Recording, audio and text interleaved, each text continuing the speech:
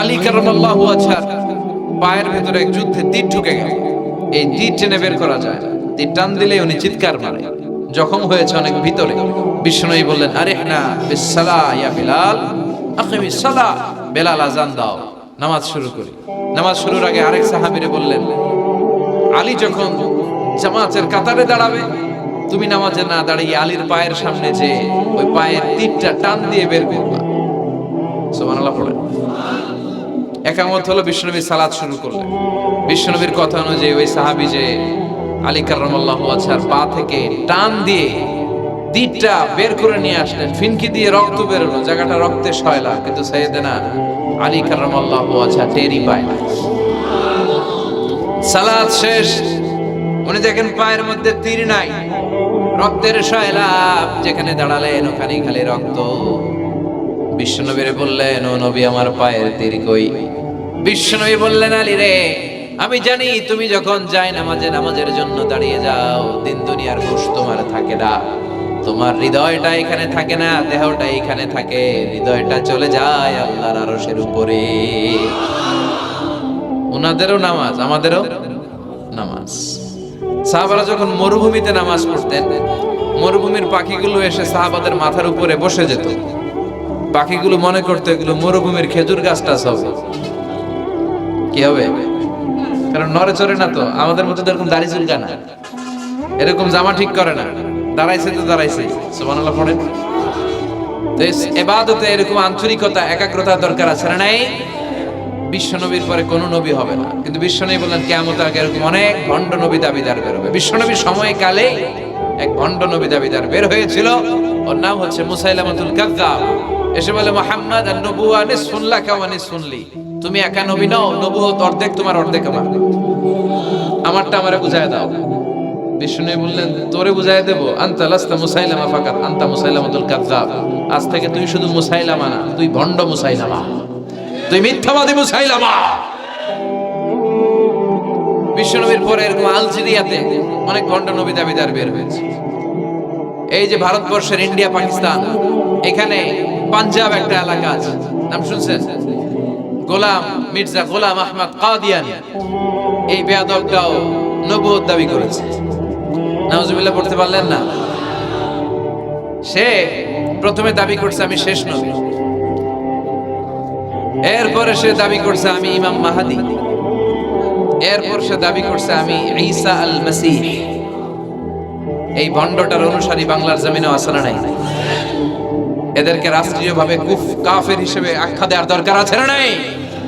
এত আন্দোলন হয়, এত কথা হয়, কিন্তু সরকারের টনক নড়ে না। এদেরকে রাষ্ট্রীয়ভাবে কাফের হিসেবে ঘোষণা দিতে হবে, সার্কুলার জারি করে চিল্লায় বলেন ঠিক কিনা?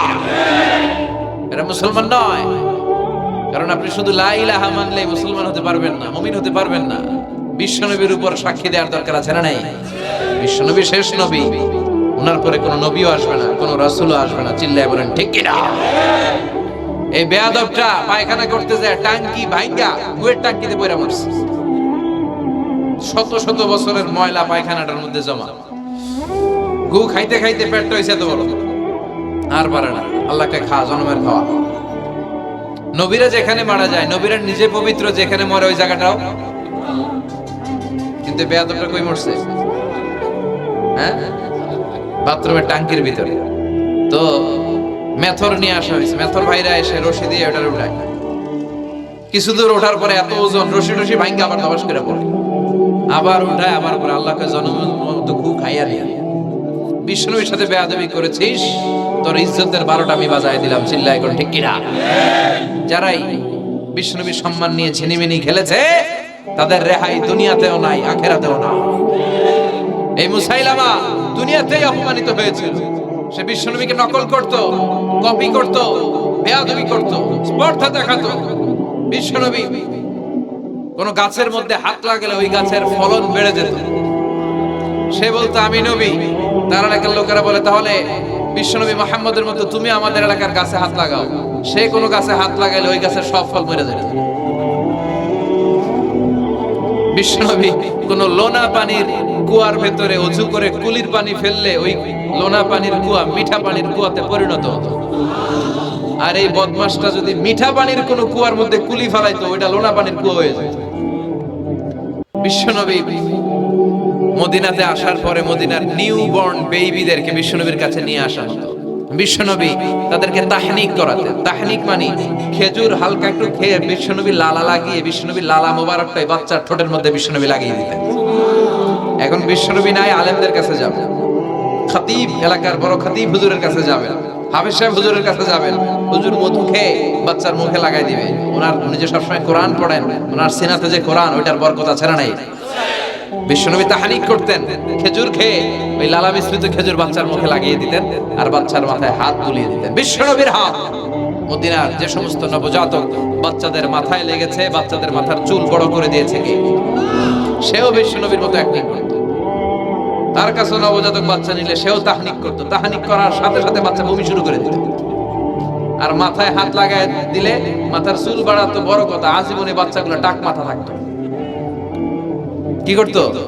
টাক মাথা। তার মানে বেয়াদবির পরিণাম, অপমান দুনিয়া থেকেই শুরু হয়ে যায়। তো বিশ্বনবী বললেন এই ভণ্ডদের আবির্ভাব শুরু হবে।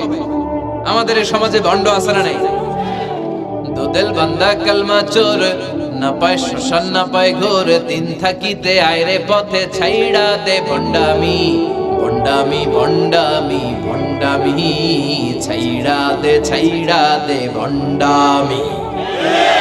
নামাজ কালাম পড়ে না, ইবলিস শয়তানের নানা। আছে না এরকম? ইসলামের লেবাস লাগায়, দাড়ি রাখে, চুল বড় রাখে, জট পাকায় রাখে, রোজা নাই, নামাজ নাই, পরিচ্ছন্নতা নাই, আতর নাই, গোসল নাই। আছে না নাই? এরকম ভণ্ড পীর আছে না নাই? হক্কানি পীর যারা, তাদের বিরুদ্ধে আমার কোনো কথা নাই, কারণ এদেশে অনেক লক্ষ লক্ষ হিন্দুরা এই হক্কানি পীরদের হাতে হাত রেখে কালিমা পড়ে মুসলমান হয়েছে। তাদেরকে আমরা সাপোর্ট করি। আমাদের বিরুদ্ধাচারণ আর হুঙ্কার হচ্ছে ভণ্ডদের বিরুদ্ধে। এই দেশে এত ভণ্ড পীর, এই দেশে যত ভণ্ড পীর আছে, অনেক দেশের জনসংখ্যাও এত। কথা বলেন, অনেক ভণ্ড পীর আছে সারা বছর নাকি গোসল করে না, বছরে করে একবার ওই গোসলের পানি মুরিদরা খাইয়া সব সাবা। আছে না নাই? এগুলোর সাথে আমাদের কোনো সম্পর্ক। বিশ্বনবী বললেন এরকম ভণ্ডদের আবির্ভাব সমাজে হবে কিয়ামতের আগে। এই আলামতটা সমাজে আছে না নাই? দেখেন বিশ্বনবী যাই বললেন অক্ষরে অক্ষরে মিলে যায়। এরপরে বিশ্বনবী ফরমান কাসরাতুল হারাজ, কিয়ামতের আগে হারাজ বেড়ে যাবে। সাহাবারা বললেন ওমাল হারাজ ইয়া রাসূলুল্লাহ, হে নবী হারাজ কি? বিশ্বনবী বললেন হাদা ওয়াল হারাজ, হাদা ওয়াল হারাজ। কি বুঝলেন? মারামারি, কোপাকুপি, যুদ্ধ। আছে না নাই? আমরা কি যুদ্ধ চাই? যুদ্ধ নয় আরে যুদ্ধ নয়, নয় আর কোন তাজালা, সেই পৃথিবী আমাদের সকল মানুষের অগ্নিরাপদ আবাস, সেই পৃথিবী আমাদের সকল মানুষের অগ্নিরাপদ আবাস। We don't want to see any war in the whole world. We don't want to see any war in the whole world. ঠিক কি না? আমরা কোনো যুদ্ধ দেখতে চাই না, মারামারি দেখতে চাই না, অন্যায় হত্যাকাণ্ড বিচার বহির্ভূত কোনো হত্যাকাণ্ড আমরা দেশে দেখতে চাই না। বিষ্ণুই বললেন কিয়ামতের আগে এগুলো বেড়ে যাবে। বিষ্ণুই বললেন যে হত্যা করবে সে জানবে না কেন আমি হত্যা করলাম। এরকম হত্যার দেশে আছে না নাই? উপরের নির্দেশ, উপরের টেলিফোন, শুট করো, পোশাকি বাহিনী পিস্তল আছে, শুট করে দিল, কিন্তু কেন সে মারলো ওই সৈনিক জানে না। এরকম আছে না নাই? আবার যে নিহত হইল সেও জেনে মরতে পারলো না যে আমি কেন মরলাম। কথা কয় আহা, এই বাংলার বিভিন্ন নদীতে, মাঠে ঘাটে হাত বাঁধা, পা বাঁধা, চোখ বাঁধা, বস্তাবন্দি করা লাশ পাওয়া যায় কি যায় না? এই দুনিয়ায় তারা বিচার পায় নাই, কিন্তু এগুলোর বিচার আছে না নাই? এগুলোর বিচার যদি না থাকতো, the worldly life will be a joke. এই পৃথিবীটা একটা জোকিং হইতো, জোকিং। জোক করার জন্য আল্লাহ পৃথিবী বানায় না। যেগুলোর বিচার এই জমিনে আমরা পাই নাই, সেগুলোর বিচার আখিরাতে হবে। সেদিন হবে আসল বিচার, সেদিন হবে ফাইনাল খেলা। সেদিন হবে কি খেলা? বিশ্বাস হয়? অপেক্ষা আছে না নাই? সবগুলোর বিচার হবে ইনশাআল্লাহ। পড়েন আপনার জমি মেরে খাইছে, দুনিয়ায় বিচার পান নাই, আহকামুল হাকিমিনের বিচার আছে না নাই? আপনাকে অন্যায় ভাবে আঘাত করেছে, দুনিয়ার মুখে বিচার পান নাই, আখিরাতে বিচার আছে না নাই? বিষ্ণু বললেন এই মারামারিটা বেড়ে যাবে কিয়ামতের আগে। এখন দেখেন খালি মারামারি, কোপাকুপি। 2 টাকার টেম্পু ভাড়া লইয়া একজন একজনের মেরে ফেলাইছে। কয় টাকা? নাউজুবিল্লাহ বলবেন না? আল্লাহ এই ফিতনা থেকে তুমি আমাদের বাঁচাও। এরপর বিষ্ণু বললেন দিয়াউল আমানা, কিয়ামতের আগ দিয়ে আমানতের খেয়ানত হবে। এটা আমাদের সমাজে আছে না নাই? বিষ্ণু বললেন কিয়ামতের আগ দিয়ে আমানতের খেয়ানত হতে থাকবে। ইদা দুইয়াতিল আমানাতু ফান্তাযিরিস সাআ। সাহাবারা প্রশ্ন ছুড়ে দিলেন, ইয়া রাসূলুল্লাহ মাতা সাআ, কখন কিয়ামত হবে? বিষ্ণু বললেন ইদা দুইয়াতিল আমানা, যখন আমানতের খেয়ানত হবে তখন কিয়ামত হবে। সাহাবীরা আবার প্রশ্ন ছুড়লেন, কাইফা ইদাআতুহা ইয়া রাসূলুল্লাহ, হে নবী আমানতের খেয়ানত কেমন করে হবে? বিষ্ণু বললেন ইদা উসিদাল আমরু ইলা গায়রি আহলিহি ফান্তাযিরিস সাআ, যে লোকটা যেই চেয়ারে বসার যোগ্য নয় তাকে যখন ওই চেয়ারে বসিয়ে দেওয়া হবে তখনই কিয়ামত হয়ে যাবে। এরকম আমানতের খেয়ানত তো ভুই করে নাই। ধরেন একজনকে আপনারা প্রধান বক্তা হিসেবে দাওয়াত দিলেন, জানে না কোরআন, জানে না হাদিস, জানে না বক্তৃতা, এটা কিয়ামতের আলামত না? এটা আমানতের খেয়ানত না? এই দেশের শিশু বক্তা আছে না নাই? কথা কন। আহা, এদিকে আর কি মানুষ হয়েছে, শিশু বক্তা হইলে 3 গুণ হবে। বিল্ডিং টিল্ডিং ভাঙ্গা, প্যান্ডেল ম্যান্ডেল খুললা, অবস্থা সারা। এত মানুষ ও যে কি বলে ও নিজেও জানে না, কি যে জানে না ওইটাই জানে না। সবকিছুর একটা বয়স আছে। তোমাকে পড়াশোনা করতে হবে, তোমাকে ডিগ্রি অর্জন করতে হবে, তোমাকে জানতে হবে, তোমাকে বিশ্লেষণ করার, অ্যানালাইসিস করার ক্ষমতা রাখতে হবে। ছোট বাচ্চা যদি মুরব্বির মতো কথা বলে আমরা এটার বেয়াদব বলি। আপনারা বই করে কি বলেন? বেয়াদব। পাশে খতিব সাহেব হুজুর, এখানে হাফেজ সাহেব হুজুর, এখানে ইমাম সাহেব হুজুর, এখানে কামিল মাদ্রাসার প্রিন্সিপাল, এখানে জগৎ বিখ্যাত মুহাদ্দিস, আর সে বেয়াদবের মতো পায়ের উপর পা তুলে আঙ্গুল নাড়িয়ে নাড়িয়ে কথা বলে। এটা কিয়ামতের আলামত। এগুলো বন্ধ করেন, এগুলোর সাথে ইসলামের সম্পর্ক না। যারা কোরআনের কথা জানে, যারা আলেম, তাদেরকে দাওয়াত করেন, জ্ঞান গর্ভ আলোচনা করবে, আপনার জীবনকে উজালা করে দিবে কে? কিন্তু লোক জড়ো করার জন্য এগুলো করে। তাফসীর মাহফিলের ভিতরে এই শো অফ, খালি লোক দেখানো মানসিকতা। কে আসলে বেশি লোক হবে এরা দাওয়াত করে। মাহফিল হইলে এরা লাগবে, ওরে লাগবে, এরা লাগবে। আমগো অবস্থা হালুয়া টাইট। 15,000 দাওয়াত ইনভাইটেশনের মধ্য থেকে 90টা প্রোগ্রাম রেখেছে এই বছর। 15,000। এটা কিয়ামতের আলামত না? সুবহানাল্লাহ লাগবে। আর এটা কিয়ামতের আলামত কেন? আমারে লাগবে কেন? আপনার এলাকায় মুহাদ্দিস নাই? আপনার এলাকায় মুফাসসির নাই? মিজানুর রহমান আজহারীকে লাগবে কেন?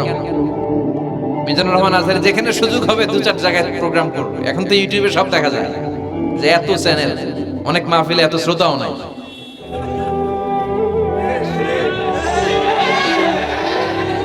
কথা কন। এখন কোথাও যেতে পারি না। আজকে এয়ারপোর্ট থেকে আসার পথে, এয়ারপোর্ট থেকে বের হইতে লাগতেছে আধা ঘন্টা। লোকজনের দাবি হচ্ছে হুজুর সেলফি তুলবো, সেলফি তুলবো, তাও বিভিন্ন অঙ্গভঙ্গি করে, এরকম মুখ বাঁকা করে, এরকম হাত বাঁকা করে। আমি বললাম কি স্টাইল? এটা গ্যাংনম স্টাইল। আছে না নাই? তো এগুলো লৌকিকতা যেন না হয়। এটা তো দিনের দাওয়াতের একটা সেক্টর, একটা প্ল্যাটফর্ম। এখানে ভুইগড়ের যিনি সবচেয়ে বড় খতিব সাহেব হুজুর, উনি আসলেই চলবে। বড় আলেম উনি আসলেই চলবে। পাবনা জেলার বড় আলেম পাবনায় কথা বলবে, আর অন্যান্য জেলার যদি সুযোগ হয়। কিন্তু এমন ভাবে এটারে আমরা একটা আক্রমণাত্মক জায়গায় নিয়েছি। একটা ডেটের জন্য মানুষ সিআইপি ভিআইপি দিয়ে ট্রাই করে, এটা ঠিক না। এই টেন্ডেন্সি থেকে আমরা যেন বেরিয়ে আসি। আমরা, আমাদের দরকার ইখলাস। কি দরকার? ইখলাসের বড় অভাব। আবার মাহফিলে গেলে আমাদেরকে অনেক ক্রাইটেরিয়া দেয়, বলে হুজুর আপনার কিন্তু আজকে কাঁপাইতে হবে।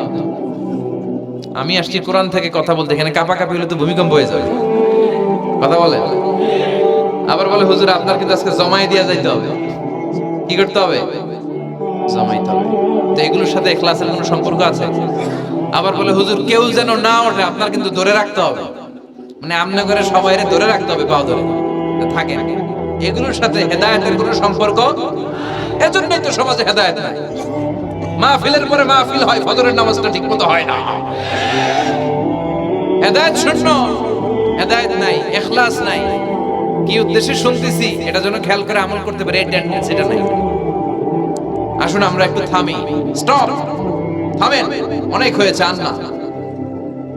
ইসলাম কি বলে, কি শিখাতে চায়, কি বুঝাতে চায়, ওইটা বোঝার চেষ্টা করেন, ওইভাবে মানার চেষ্টা করেন। কে কি বললো দেখার দরকার না, এত লোক জড়ো হওয়ার দরকার নেই। আজকে যদি চ্যানেল একটাও না থাকতো, 10 জন বসে যদি আমার কথা শুনতো, কোনো সমস্যা আছে? কথা বলেন।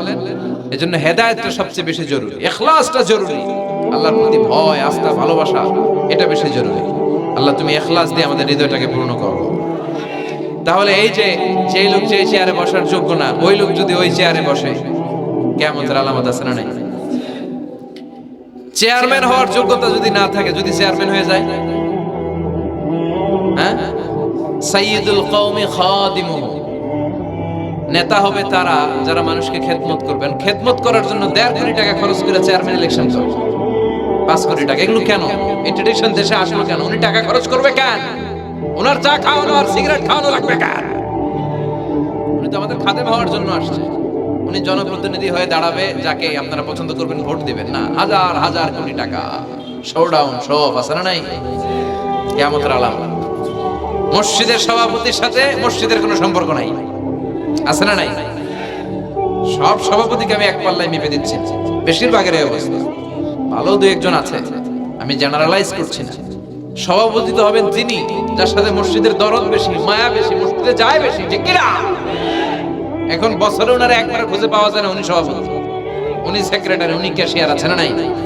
তার মানে উনি এখানে বসার যোগ্য ছিল না, ওনারে বসানো হয়েছে। যেই লোক যেই চেয়ারে বসার যোগ্য না, তারা যখন ওই চেয়ারে বসিয়ে দেওয়া হবে, বিষ্ণু বললেন তখনই কিয়ামত হয়ে যাবে। কিয়ামতের আলামত আমানতের খেয়ানত, এটা অনেক বড় বিষয়। আমার সম্পদ আছে, এই সম্পদটা আল্লাহর দেয়া, আমার কাছে আমানত। আমার শক্তি আছে, এই শক্তি আমানত। যুবক যারা আছো, তোমাদের যৌবনটা আল্লাহর দেয়া, তোমাদের কাছে সবচেয়ে বড় নেয়ামত এবং আমানত। তোমরা এখন চাইলে অনেক কিছু করতে পারো। তোমাদের একটা সদিচ্ছা তোমাদের এলাকাটারে জান্নাতি বানিয়ে দিতে পারে। তোমরা চাইলে সাগরের স্রোতকে পাল্টে দিতে পারো, বাতাসের গতিকে উল্টে দিতে পারো, তোমরা ইতিহাস রচনা করতে পারো। বিশ্বনবী যখন তোমাদের মতো যুবক ছিল, তিনি হালাফুল ফুদুর যুব সংঘ করেছেন। গানের কনসার্ট করে নাই, যাত্রাপালা করে নাই, নাচানাচি করে নাই। উনি হাতে হাত রেখে বলছেন, মক্কার বুকে কোনো টেন্ডারবাজি থাকবে না, মক্কার জমিনে কোনো চাঁদাবাজি থাকবে না, ধর্ষণ থাকবে না, মক্কার জমিনে কোনো দুর্নীতি চলবে না। যুবকদেরকে নিয়ে উনি এই কাজগুলো করেছেন। এখন একটার পর একটা আমানত আমরা খেয়ানত করে চলি। আমার সম্পদ আমার আমানত, আমার ছেলে মেয়ে আমার আমানত। আমার ছেলে কার সাথে মিশে, ও ডিশের কোন চ্যানেল দেখে, ও ইউটিউবে কোন সাইট ব্রাউজ করে, এটার ব্যাপারে কিয়ামতের দিন আমরা জিজ্ঞেস করবে কে? কারণ এটা আমানত। যিনি চেয়ারম্যান, পুরো ইউনিয়ন পরিষদ তার কাঁধে আমানত। যিনি এমপি, ওনার এলাকায় কি ঘটে না ঘটে এটা খোঁজ খবর নেওয়া তার আমানত। মেম্বার অফ দ্য পার্লামেন্ট যিনি আছেন এই এলাকার, তার এলাকায় যদি ইয়াবার আড্ডা বসে, গাঞ্জার আসর বসে, এটার দায়ভার তিনি এড়াতে পারেন না। তার এলাকায় ধর্ষণ হলে এটার দায়ভার তিনি এড়াতে পারেন না। এটা তো আমানত। যিনি মন্ত্রী, পুরো মন্ত্রণালয় এটা তার কাঁধে আমানত। যিনি মাননীয় প্রধানমন্ত্রী, আমার 56,000 বর্গ মাইলের প্রতিটা ইঞ্চি মাটি তার হাতে আমানত। এটা অনেক বড় বিষয়। আর মুমিনের বৈশিষ্ট্য হচ্ছে ওয়াল্লাযীনা হুম লিআমানাতিহিম ওয়া আহদিহিম রাউন। যারা বিশ্বাসী তারা কথা দিয়ে কথা রাখে আর আমানতের খেয়ানত করে। এজন্য আমানত পূর্ণ করতে রাজি আছেন? যেখানেই আমানত নষ্ট হবে সেখানেই কিয়ামতের ভয় আছে না নাই? দেখেন বিশ্বনবী কত চমৎকার করে দার্শনিকের মতো বলে গেলেন, যাই বলে গেলেন তার পুরোটাই সমাজের সাথে মিলে যায়। আমরা যেন আমানতের খেয়ানতকারী না হই, আমরা যেন আমানতকে সংরক্ষণ করতে পারি। আল্লাহ তুমি তৌফিক দাও।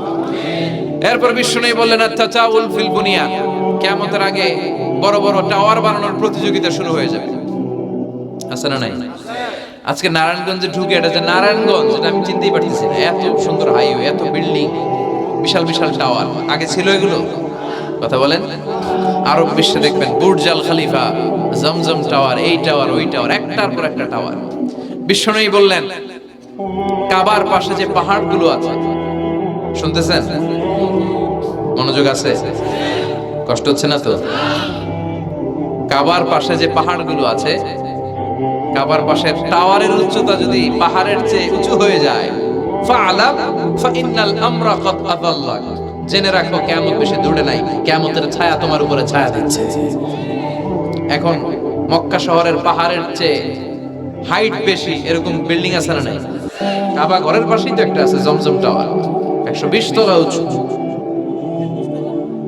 মক্কার ক্লক টাওয়ার 120 তলা, বিশাল বড় ঘড়ি লাগানো, এগুলো সব কিয়ামতের আলামত।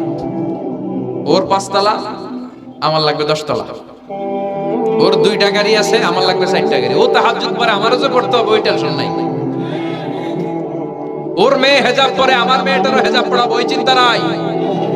ওর ছেলে নামাজে যায়, আমার গাঞ্জা খোট্টারও নামাজি বানাবে এই টেনশন করে না। এই সম্পদ কেমনে বাড়াবো?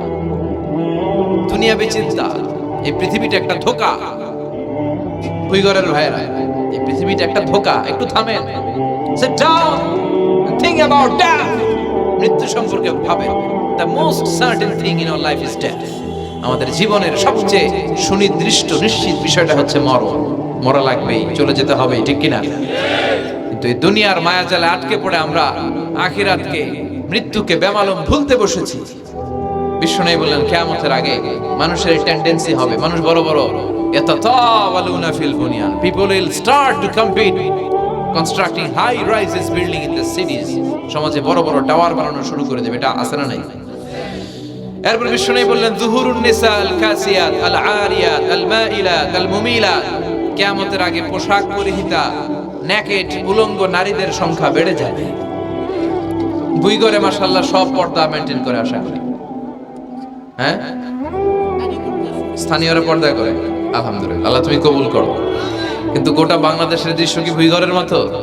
না, ভয়ঙ্কর। বিশ্বনবী বলেন কাসিয়াত আল আরিয়াত আল মাইলাত আল মুমিলাত, পোশাক পরিহিতা উলঙ্গিনী, মানে বোরকাও পড়বে, বোরকাওয়ালি। তিনি বোরকা পড়েন কিন্তু টাইট ফিটিং বোরকা, আছে না নাই?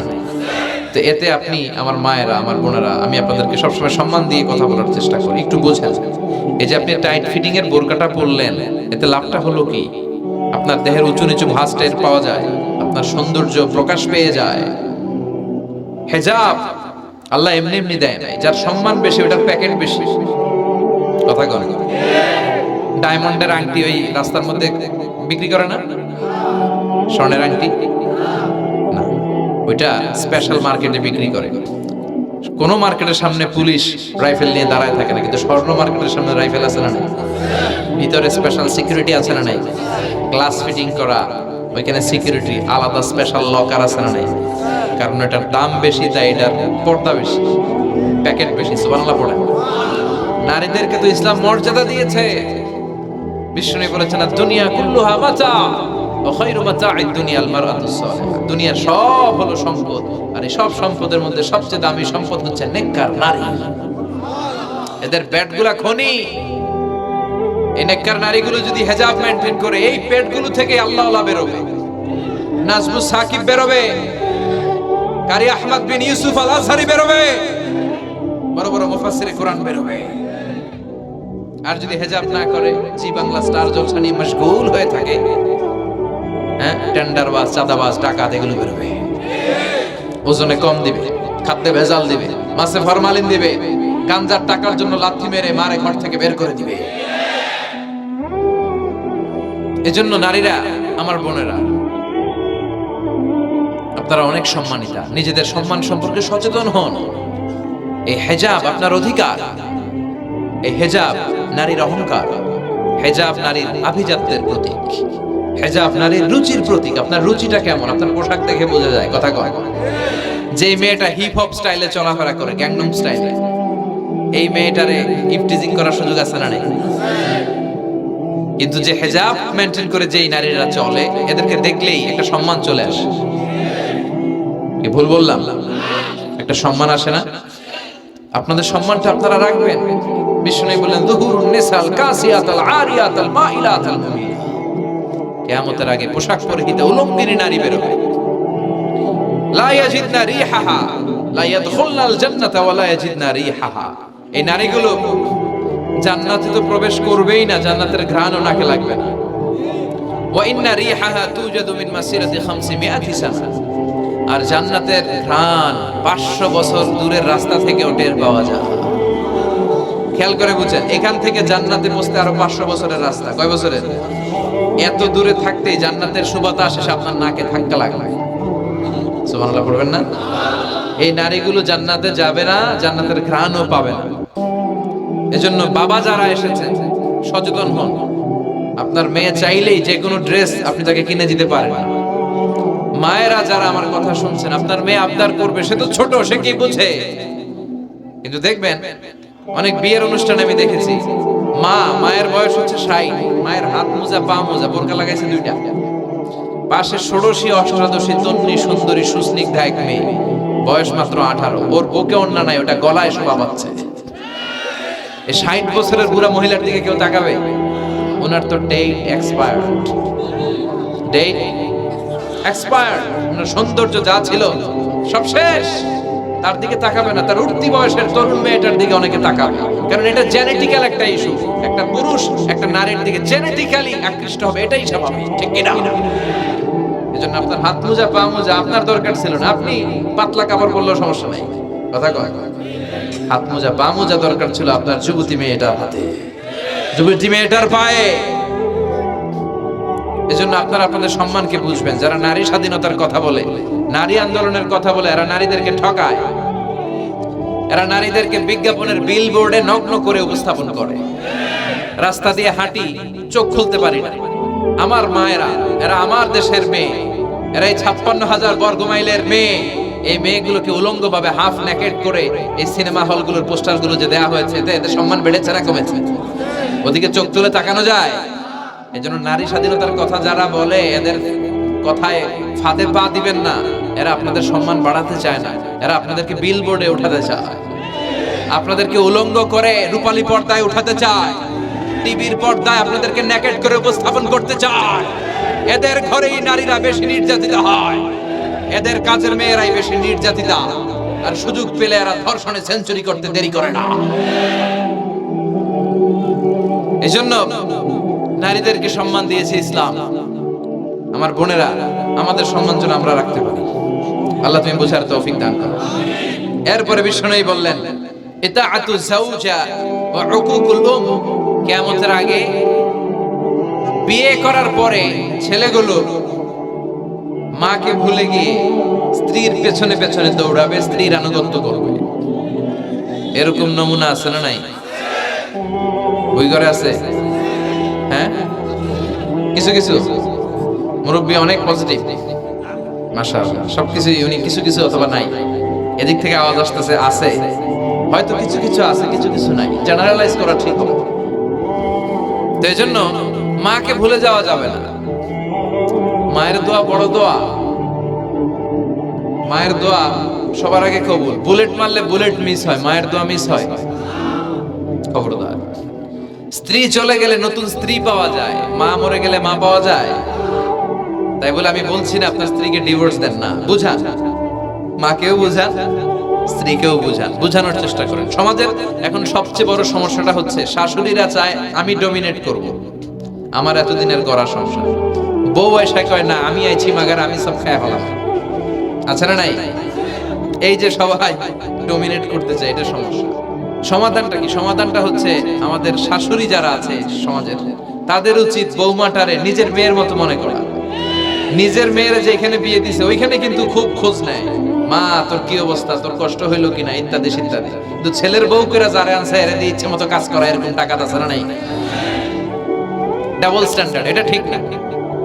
আর বৌমা যারা আছেন, ঘরের বৌমা, এরা শাশুড়িকে একটু মায়ের মতো মনে করেন না, কারণ একদিন আপনিও শাশুড়ি হতে চলেছেন, একদিন আপনিও শাশুড়ি হবেন। রং ধরা যৌবন জং ধরে শেষ, আপনারও ছেলে হবে, এই ছেলের বিয়ে করাতে হবে, এই ছেলের বউ এসে আপনার ঘরে তাই করবে আপনি আপনার শাশুড়ির সাথে যা যা করেছেন। এই ছোট্ট হিসাবটা বুঝতে চায় না। শাশুড়ির উচিত বৌমাকে নিজের নিজের মেয়ের মতো করে আদর করা, যত্ন করা। বৌমাদের উচিত শাশুড়িকে মায়ের মতো সেবা করা। এই মিউচুয়াল আন্ডারস্ট্যান্ডিংটা থাকলে কোনো ঘরে আর ঝগড়া হবে? শাশুড়ি বৌমা, আল্লাহ সবাইরে তুমি কবুল করো। তো কিয়ামতের আগে মারে ভুলে যাবে, মাকে ভুলে গিয়ে স্ত্রীর পেছনে পেছনে দৌড়াবে। খবরদার, খবরদার। আপনি নামাজি হতে পারেন, মুসল্লি হতে পারেন, হাজী সাহেব হতে পারেন, কিন্তু মা যদি বদদোয়া দেয় আপনার সব শেষ, দুনিয়াও শেষ, আখিরাতও শেষ। মায়ের মর্যাদা বাবার চেয়ে 3 গুণ বেশি।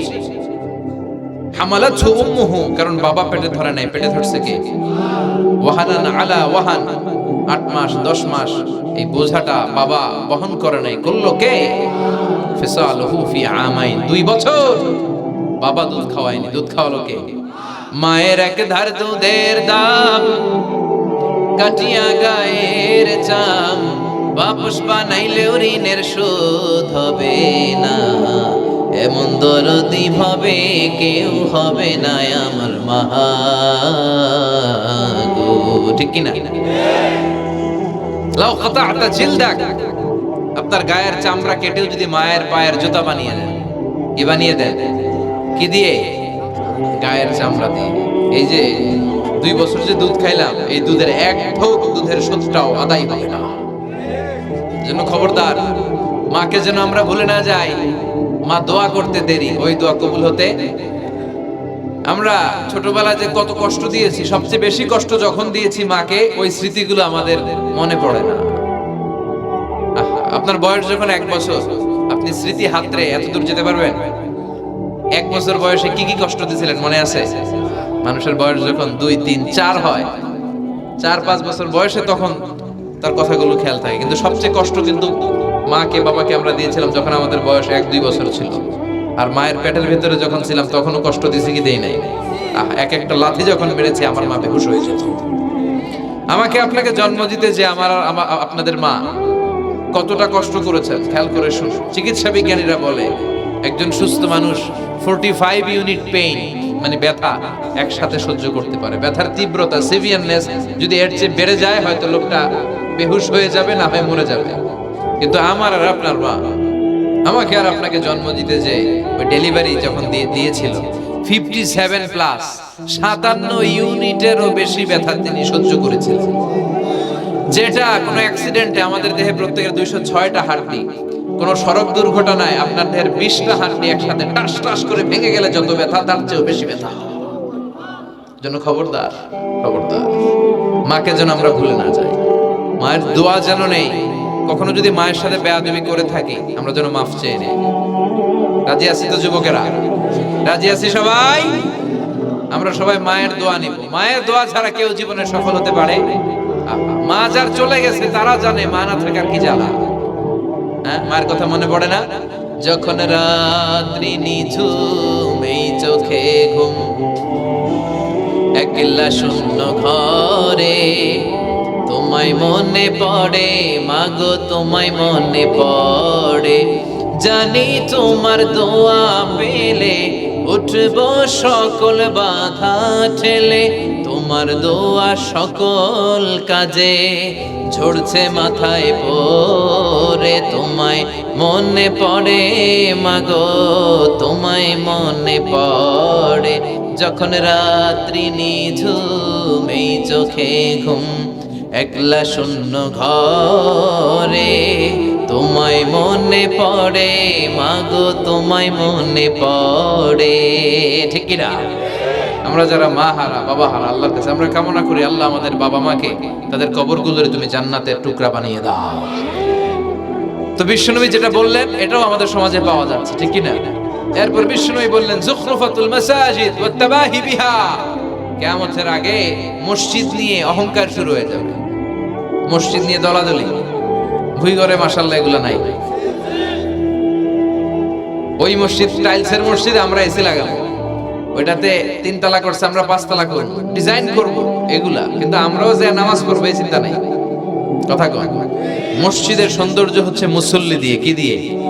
কিন্তু আমাদের মসজিদগুলো মুসল্লি শূন্য। ফজরের সালাতে বেহাল দশা, কথা বলেন, জোহরের সালাতে বেহাল দশা, আসরের বেহাল দশা, মাগরিবে একটু বাড়ায় আসা আবার বেহাল দশা। কথা বলেন। এজন্য মসজিদে গিয়ে সালাত পড়তে হবে। মসজিদ নিয়ে বাড়াবাড়ি করা যাবে না, দলাদলি করা যাবে না। মসজিদকে আমরা এত ডিজাইন করি, এটাও নিষেধ।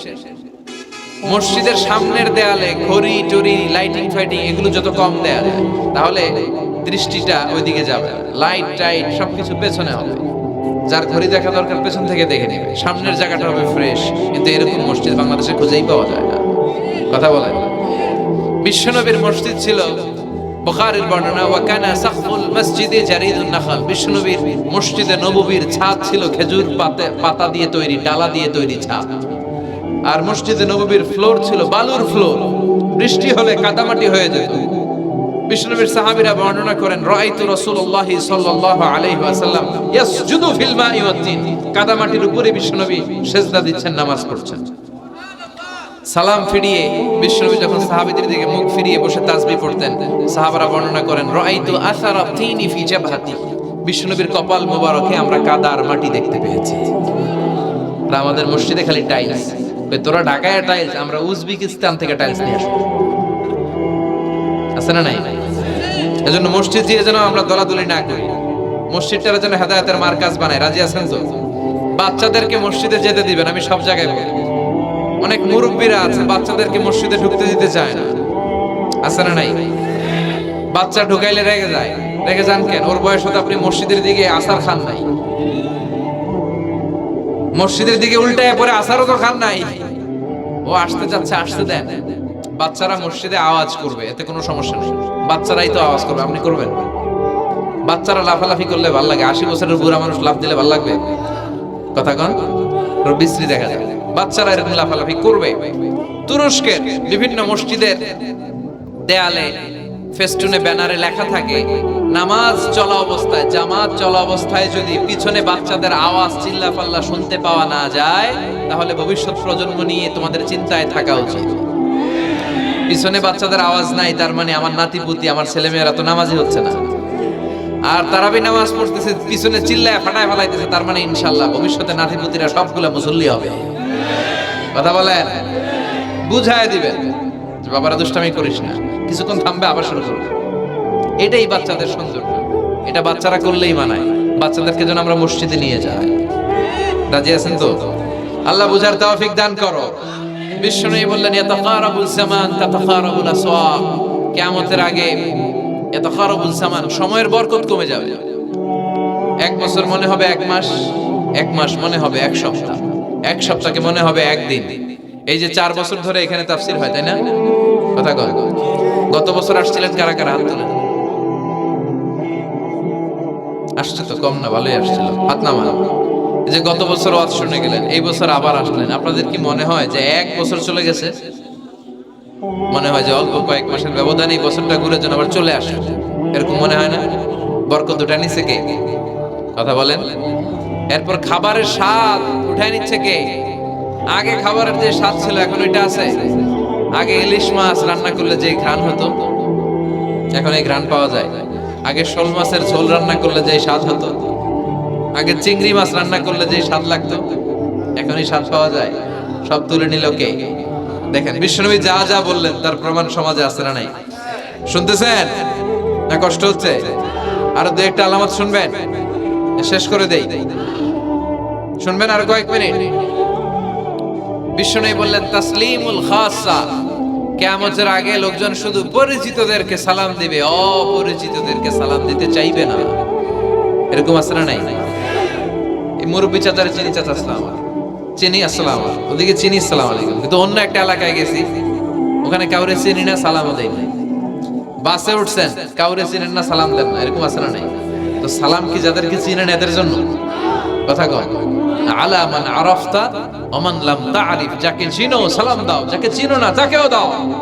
আল বাদিউ বিস সালাম, বিশ্বনবী বললেন আগে আগে দাও। আল বাদিউ বিস সালাম বারিউ মিনাল কিবর, আগে আগে যে সালাম দেয় তার হৃদয় থেকে অহংকার মুক্ত করে দেয় কে? অহংকার মুক্ত হওয়ার দরকার আছে না নাই? যার হৃদয়ে যাররা পরিমাণ অহংকার থাকবে সে জান্নাতে প্রবেশ করতে পারবে? কথা বলেন। এজন্য আমরা আগে আগে সালাম দেব। দুই ঘরের ভাইয়েরা, ছোটরা বড়দেরকে দিব, বড়রা ছোটদেরকে দিব, হাজবেন্ড ওয়াইফকে দিব, ওয়াইফ হাজবেন্ডকে দিব। রাজি আছেন তো? আজকে যারা স্বামী যারা আসছেন বাড়িতে যেই ভাবির আগে সালাম দেবেন। রাজি আছেন? কথা কয় না, আওয়াজ ছোট হয়ে গেছে, পারা যাবে? আপনি আগে সালাম দিবেন। এটা দেখে আপনার স্ত্রী লজ্জা পেয়ে আপনার আগে দিবে, এগুলো দেখে বাচ্চারা সালাম শিখে ফেলবে। সুবহানাল্লাহ কইবেন না? আমরা কি চাই না আমাদের ফ্যামিলিগুলো এরকম সুন্দর হোক? আমরা কি চাই না আমাদের ফ্যামিলিগুলো জান্নাতি হোক? এরপরে বিশ্বনবী বললেন, খুতাবুকুম তাবিলা সালাওয়াতুকুম কাসীরা। কিয়ামতের আগে খুতবাগুলো লম্বা হবে আর সালাতগুলো খাটো হয়ে যাবে। এই যে বক্তব্য লম্বা, নামাজ হয়ে যায় খাটো, আছে না নাই? হুজুর ওয়াজ করেন, ওয়াজ টেস্ট লাগে, নামাজ টেস্ট লাগে না, আছে না নাই? এশার নামাজে পড়ে না, ফজর নামাজে পড়ে না, রাত 2টা পর্যন্ত ওয়াজ শুনে, আছে না নাই? এরকম করা যাবে? নামাজ কামাই করা যাবে না। সবার আগে হবে নামাজের হিসাব। নামাজের হিসাব ঠিক তো আপনার পুরো আমলনামা ঠিক। নামাজে ভেজাল তো সব জায়গায় ভেজাল। প্রথম হিসাব নেওয়া হবে এই সালাতের, খবরদার। এরপরে বিশ্বনবী বললেন, লা ইউকসামুল মিরাস আলা ওয়াজহিন সহিহ। বিশ্বনবীর হাদিস থেকে এরকম বর্ণনা পাওয়া যায়, এর মাফহুম হচ্ছে লা ইউকসামুল মিরাস আলা ওয়াজহিন সহিহ। সহিহ পদ্ধতিতে মিরাজ বণ্টিত হবে না। লিযযাকারি মিসলু হাদ্দিল উনসায়াইন। সব বাবাদেরকে আল্লাহ বললেন, উত্তরাধিকারের বন্টন নীতি তুমি মেনে ছেলে মেয়েদের মধ্যে বন্টন করে দিবা। ছেলেরে দিবা যদ্দুর, মেয়েরে দিবা অর্ধেক। কার আইন? কথা বলেন, আইনটা কার? ছেলেরে যদি 2 লাখ দেন, মেয়েরে চিল্লায় বলেন, ছেলে 2 লাখ পেলে মেয়ে কয় লাখ? ছেলে 4টা বাড়ি পেলে মেয়ে কয়টা বাড়ি? অনেক বাবা আছে মেয়েরা কয়, মা তোর বাইরে সব দিয়ে দিলাম, তোর লেগে দোয়া করে দিলাম। হাত তুলছেন? মেয়ের লেগে কি করে দেয়?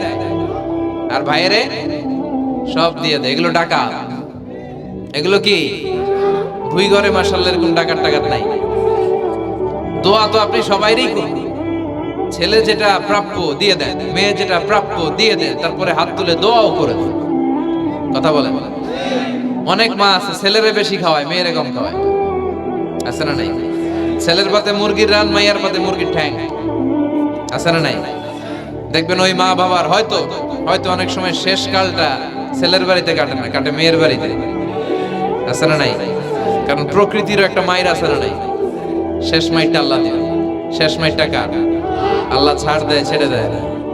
আল্লাহ কি দেয়? কি দেয় না? আল্লাহর সব মনে থাকে। আল্লাহ শেষ খেলাটা খেলে দিবে। চিল্লায় বলেন ঠিক কি না? বাবা মা যারা আছেন সাবধান, উল্টাপাল্টা করেন না। এগুলো নিয়ে কত বিচার যে আমাদের কাছে আসে, কত মাসালা যে আসে। কেন করেন এগুলো? সমানভাবে আপনি ইনসাফ করেন, কিয়ামতের দিন আপনার বিচার করার সময় আল্লাহ আপনার উপর ইনসাফ করবে। আপনি ঠকাবেন, আল্লাহ আপনার 14 গোষ্ঠী উদ্ধার করে ছাড়বে। তিনি বলে যান না, তিনি ছাড় দেন, ছেড়ে দেন না।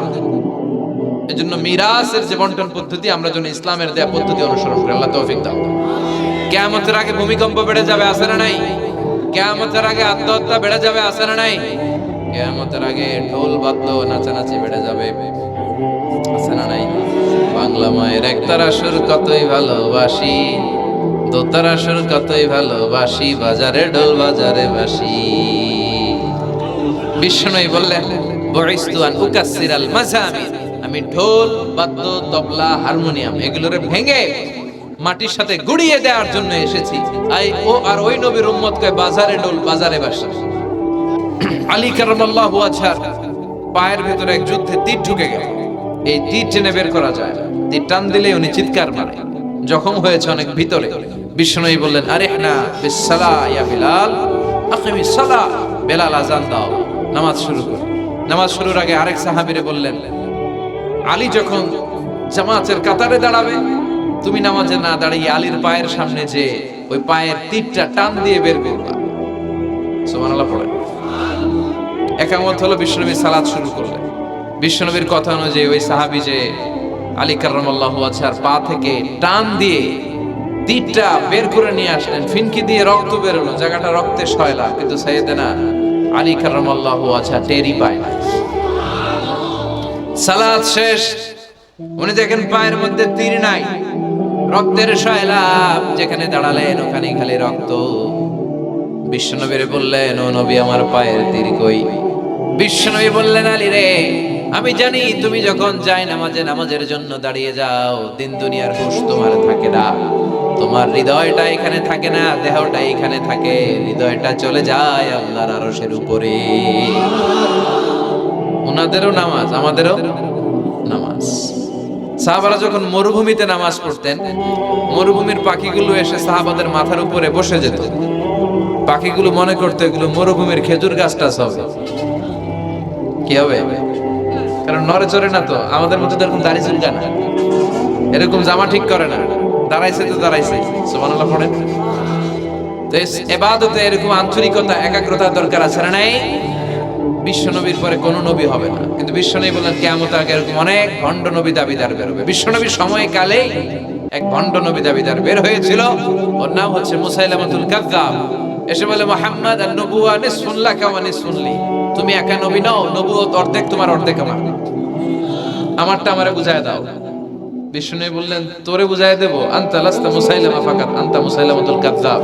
আজ থেকে তুই শুধু মুসাইলামা না, তুই ভণ্ড মুসাইলামা, তুই মিথ্যাবাদী মুসাইলামা।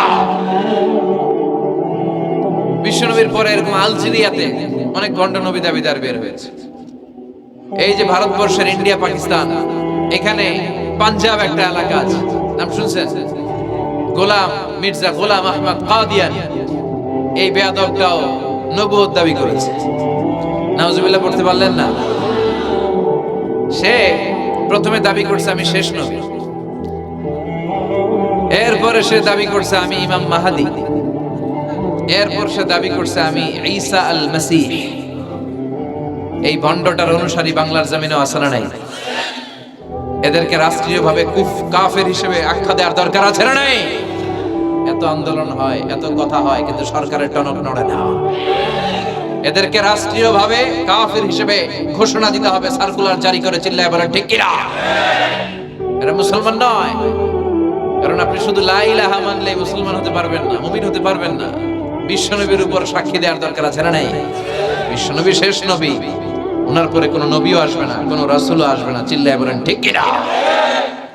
এই বেয়াদবটা পায়খানা করতে যায় টাঙ্কি ভাঙ্গা গুয়ের টাঙ্কিতে বইরা মারছে। শত শত বছরের ময়লা পায়খানাটার মধ্যে জমা।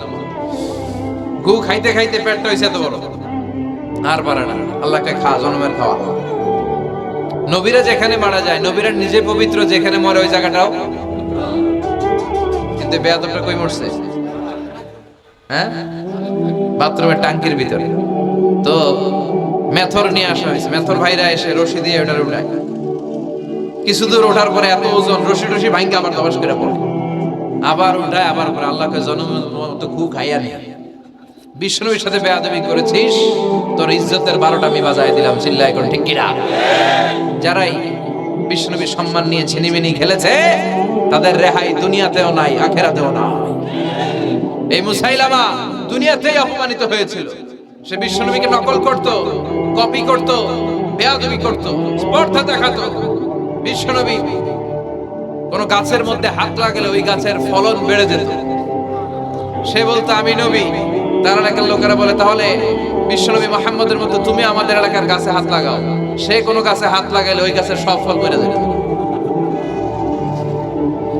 বিশ্বনবী কোন লোনা পানির কুয়ার ভেতরে অজু করে কুলির পানি ফেললে ওই লোনা পানির কুয়া মিঠা পানির কুয়াতে পরিণত হতো। আর এই বদমাশটা যদি মিঠা পানির কোন কুয়ার মধ্যে কুলি ফেলাইতো, ওইটা লোনা পানির কুয়া হয়ে যেত। বিশ্বনবী মদিনাতে আসার পরে মদিনার নিউ বর্ন বেবিদেরকে বিশ্বনবীর কাছে নিয়ে আসা হতো। বিশ্বনবী তাদেরকে তাহনিক করাতেন। তাহনিক মানে খেজুর হালকা একটু খেয়ে বিশ্বনবী লালা লাগিয়ে, বিশ্বনবী লালা মোবারকটাই বাচ্চার ঠোঁটের মধ্যে বিশ্বনবী লাগিয়ে দিতেন। এখন বিশ্বনবী নাই, আলেমদের কাছে যাবেন, খতিব এলাকার বড় খতিব হুজুরের কাছে যাবেন, হাফেজ সাহেব হুজুরের কাছে যাবেন। হুজুর মধু খেয়ে বাচ্চার মুখে লাগাই দিবে। উনি যে সবসময় কোরআন পড়েন, ওনার সিনাতে যে কোরআন, ওইটার বরকত আছে না নাই? বিশ্বনবী তাহনিক করতেন, খেজুর খেয়ে ওই লালা মিশ্রিত খেজুর বাচ্চার মুখে লাগিয়ে দিতেন, আর বাচ্চার মাথায় হাত বুলিয়ে দিতেন। বিশ্বনবীর হাত মদিনার যে সমস্ত নবজাতক বাচ্চাদের মাথায় লেগেছে, বাচ্চাদের মাথার চুল বড় করে দিয়েছে কে? সেও বিশ্বনবীর মতো অ্যাক্টিং করত। তার কাছে নবজাতক বাচ্চা নিলে সেও তাহনিক করত। তাহনিক করার সাথে সাথে বাচ্চা বমি শুরু করে দিত। আর মাথায় হাত লাগায় দিলে মাথার চুল বাড়াতো, বড় কথা, আজীবনে বাচ্চাগুলো টাক মাথা লাগতো। কি করতো?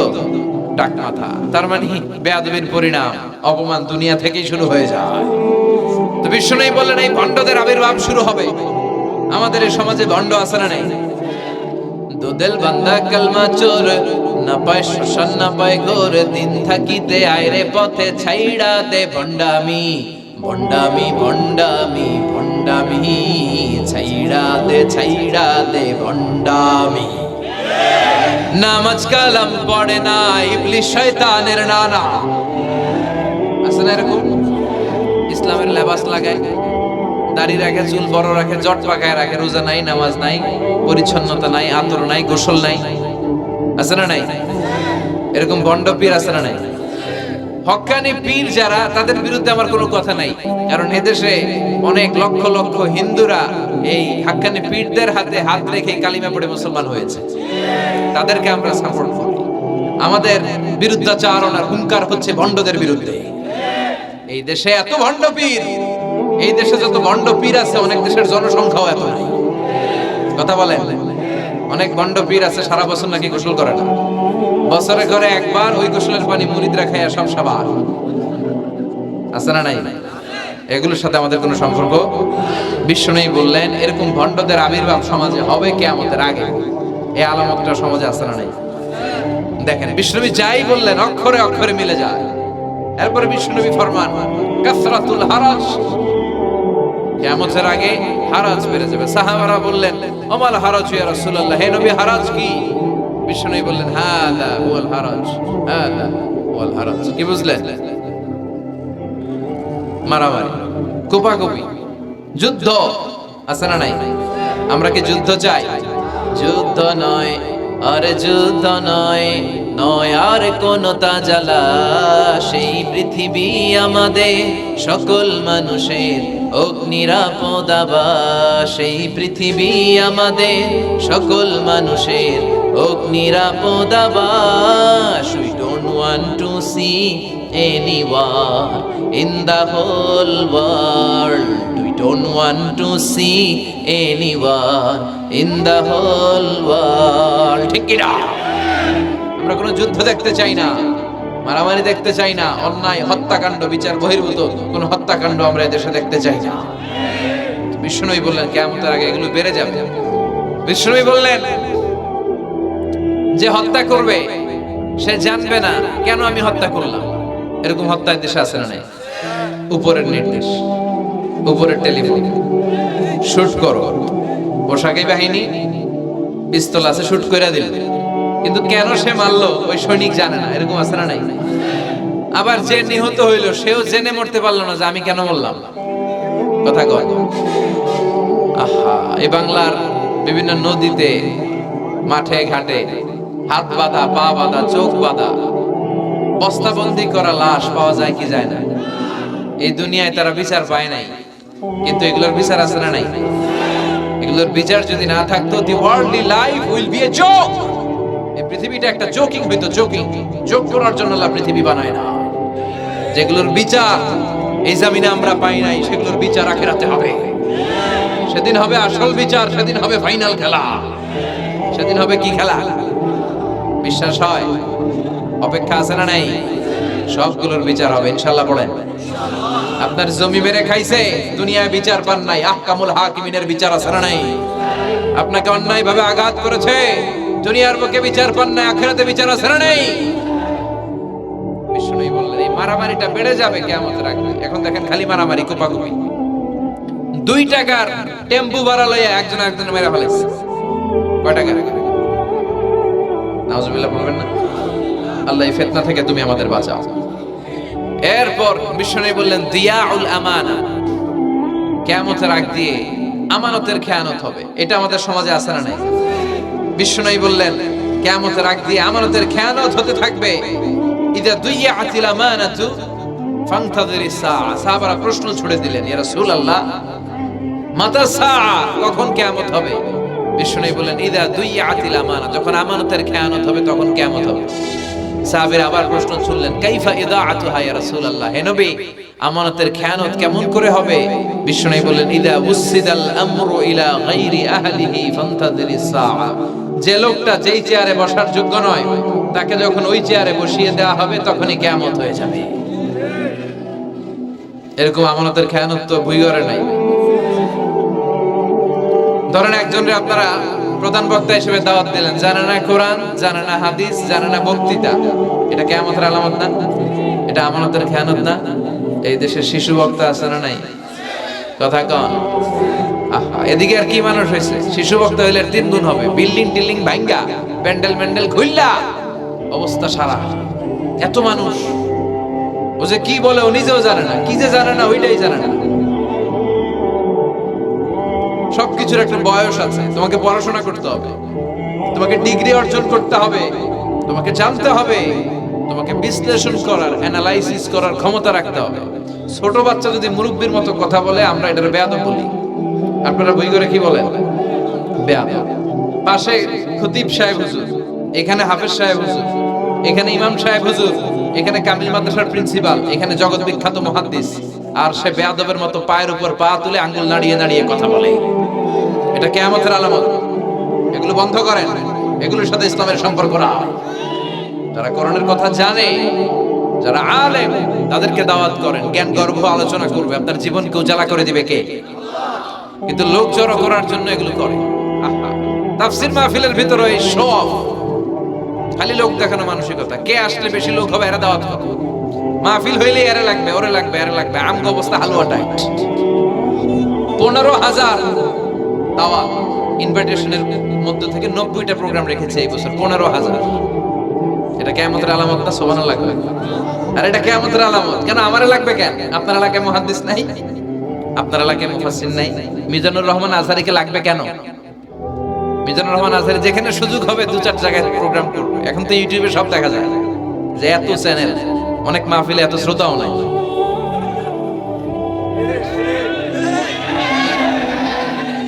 কথা কন। এখন কোথাও যেতে পারি না। আজকে এয়ারপোর্ট থেকে আসার পথে, এয়ারপোর্ট থেকে বের হইতে লাগতেছে আধা ঘন্টা। লোকজনের দাবি হচ্ছে হুজুর সেলফি তুলবো, সেলফি তুলবো, তাও বিভিন্ন অঙ্গভঙ্গি করে, এরকম মুখ বাঁকা করে, এরকম হাত বাঁকা করে। আমি বললাম কি স্টাইল? এটা গ্যাংনম স্টাইল। আছে না নাই? তো এগুলো লৌকিকতা যেন না হয়। এটা তো দিনের দাওয়াতের একটা সেক্টর, একটা প্ল্যাটফর্ম। এখানে বুইগরের যিনি সবচেয়ে বড় খতিব সাহেব হুজুর, উনি আসলেই চলবে। বড় আলেম উনি আসলেই চলবে। পাবনা জেলার বড় আলেম পাবনায় কথা বলবে, আর অন্যান্য জেলার যদি সুযোগ হয়। কিন্তু এমন ভাবে এটারে আমরা একটা আক্রমণাত্মক জায়গায় নিয়েছি। একটা ডেটের জন্য মানুষ সিআইপি ভিআইপি দিয়ে ট্রাই করে, এটা ঠিক না। এই টেন্ডেন্সি থেকে আমরা যেন বেরিয়ে আসি। আমরা, আমাদের দরকার ইখলাস। কি দরকার? ইখলাসের বড় অভাব। আবার মাহফিলে গেলে আমাদেরকে অনেক ক্রাইটেরিয়া দেয়, বলে হুজুর আপনার কিন্তু আজকে কাঁপাইতে হবে। আমি আসছি কোরআন থেকে কথা বলতে, এখানে কাঁপাকাঁপি হলে তো ভূমিকম্প হয়ে যাবে। কথা বলে। আবার বলে হুজুর আপনার কিন্তু আজকে জমাই দিয়া যাইতে হবে। কি করতে হবে? জমাইতে হবে।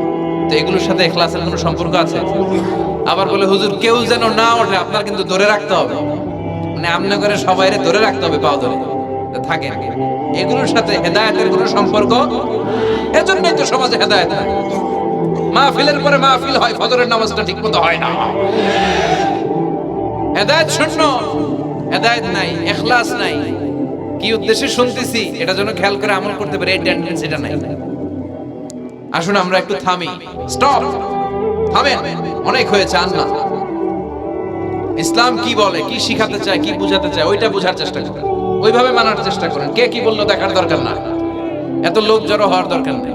আজকে যদি চ্যানেল একটাও না থাকতো, 10 জন বসে যদি আমার কথা শুনতো, কোনো সমস্যা আছে? কথা বলেন। এজন্য হেদায়েতটা সবচেয়ে বেশি জরুরি, ইখলাসটা জরুরি। আল্লাহর প্রতি ভয়, আস্থা, ভালোবাসা, এটা বেশি জরুরি। আল্লাহ তুমি ইখলাস দিয়ে আমাদের হৃদয়টাকে পূর্ণ করো। তাহলে এই যে লোক যে চেয়ারে বসার যোগ্য না, ওই লোক যদি ওই চেয়ারে বসে, কিয়ামতের আলামত আছে না নাই?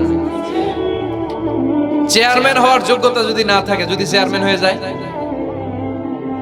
হ্যাঁ, সাইয়্যিদুল কওমি খাদিমুহু, নেতা হবে তারা যারা মানুষকে খেদমত করবেন। খেদমত করার জন্য 1.5 কোটি টাকা খরচ করে চেয়ারম্যান ইলেকশন করে।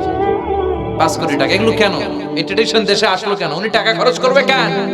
ওনার চা খাওয়ানো আর সিগারেট খাওয়ানো লাগবে কেন? উনি তো আমাদের খাদেম হওয়ার জন্য আসছে।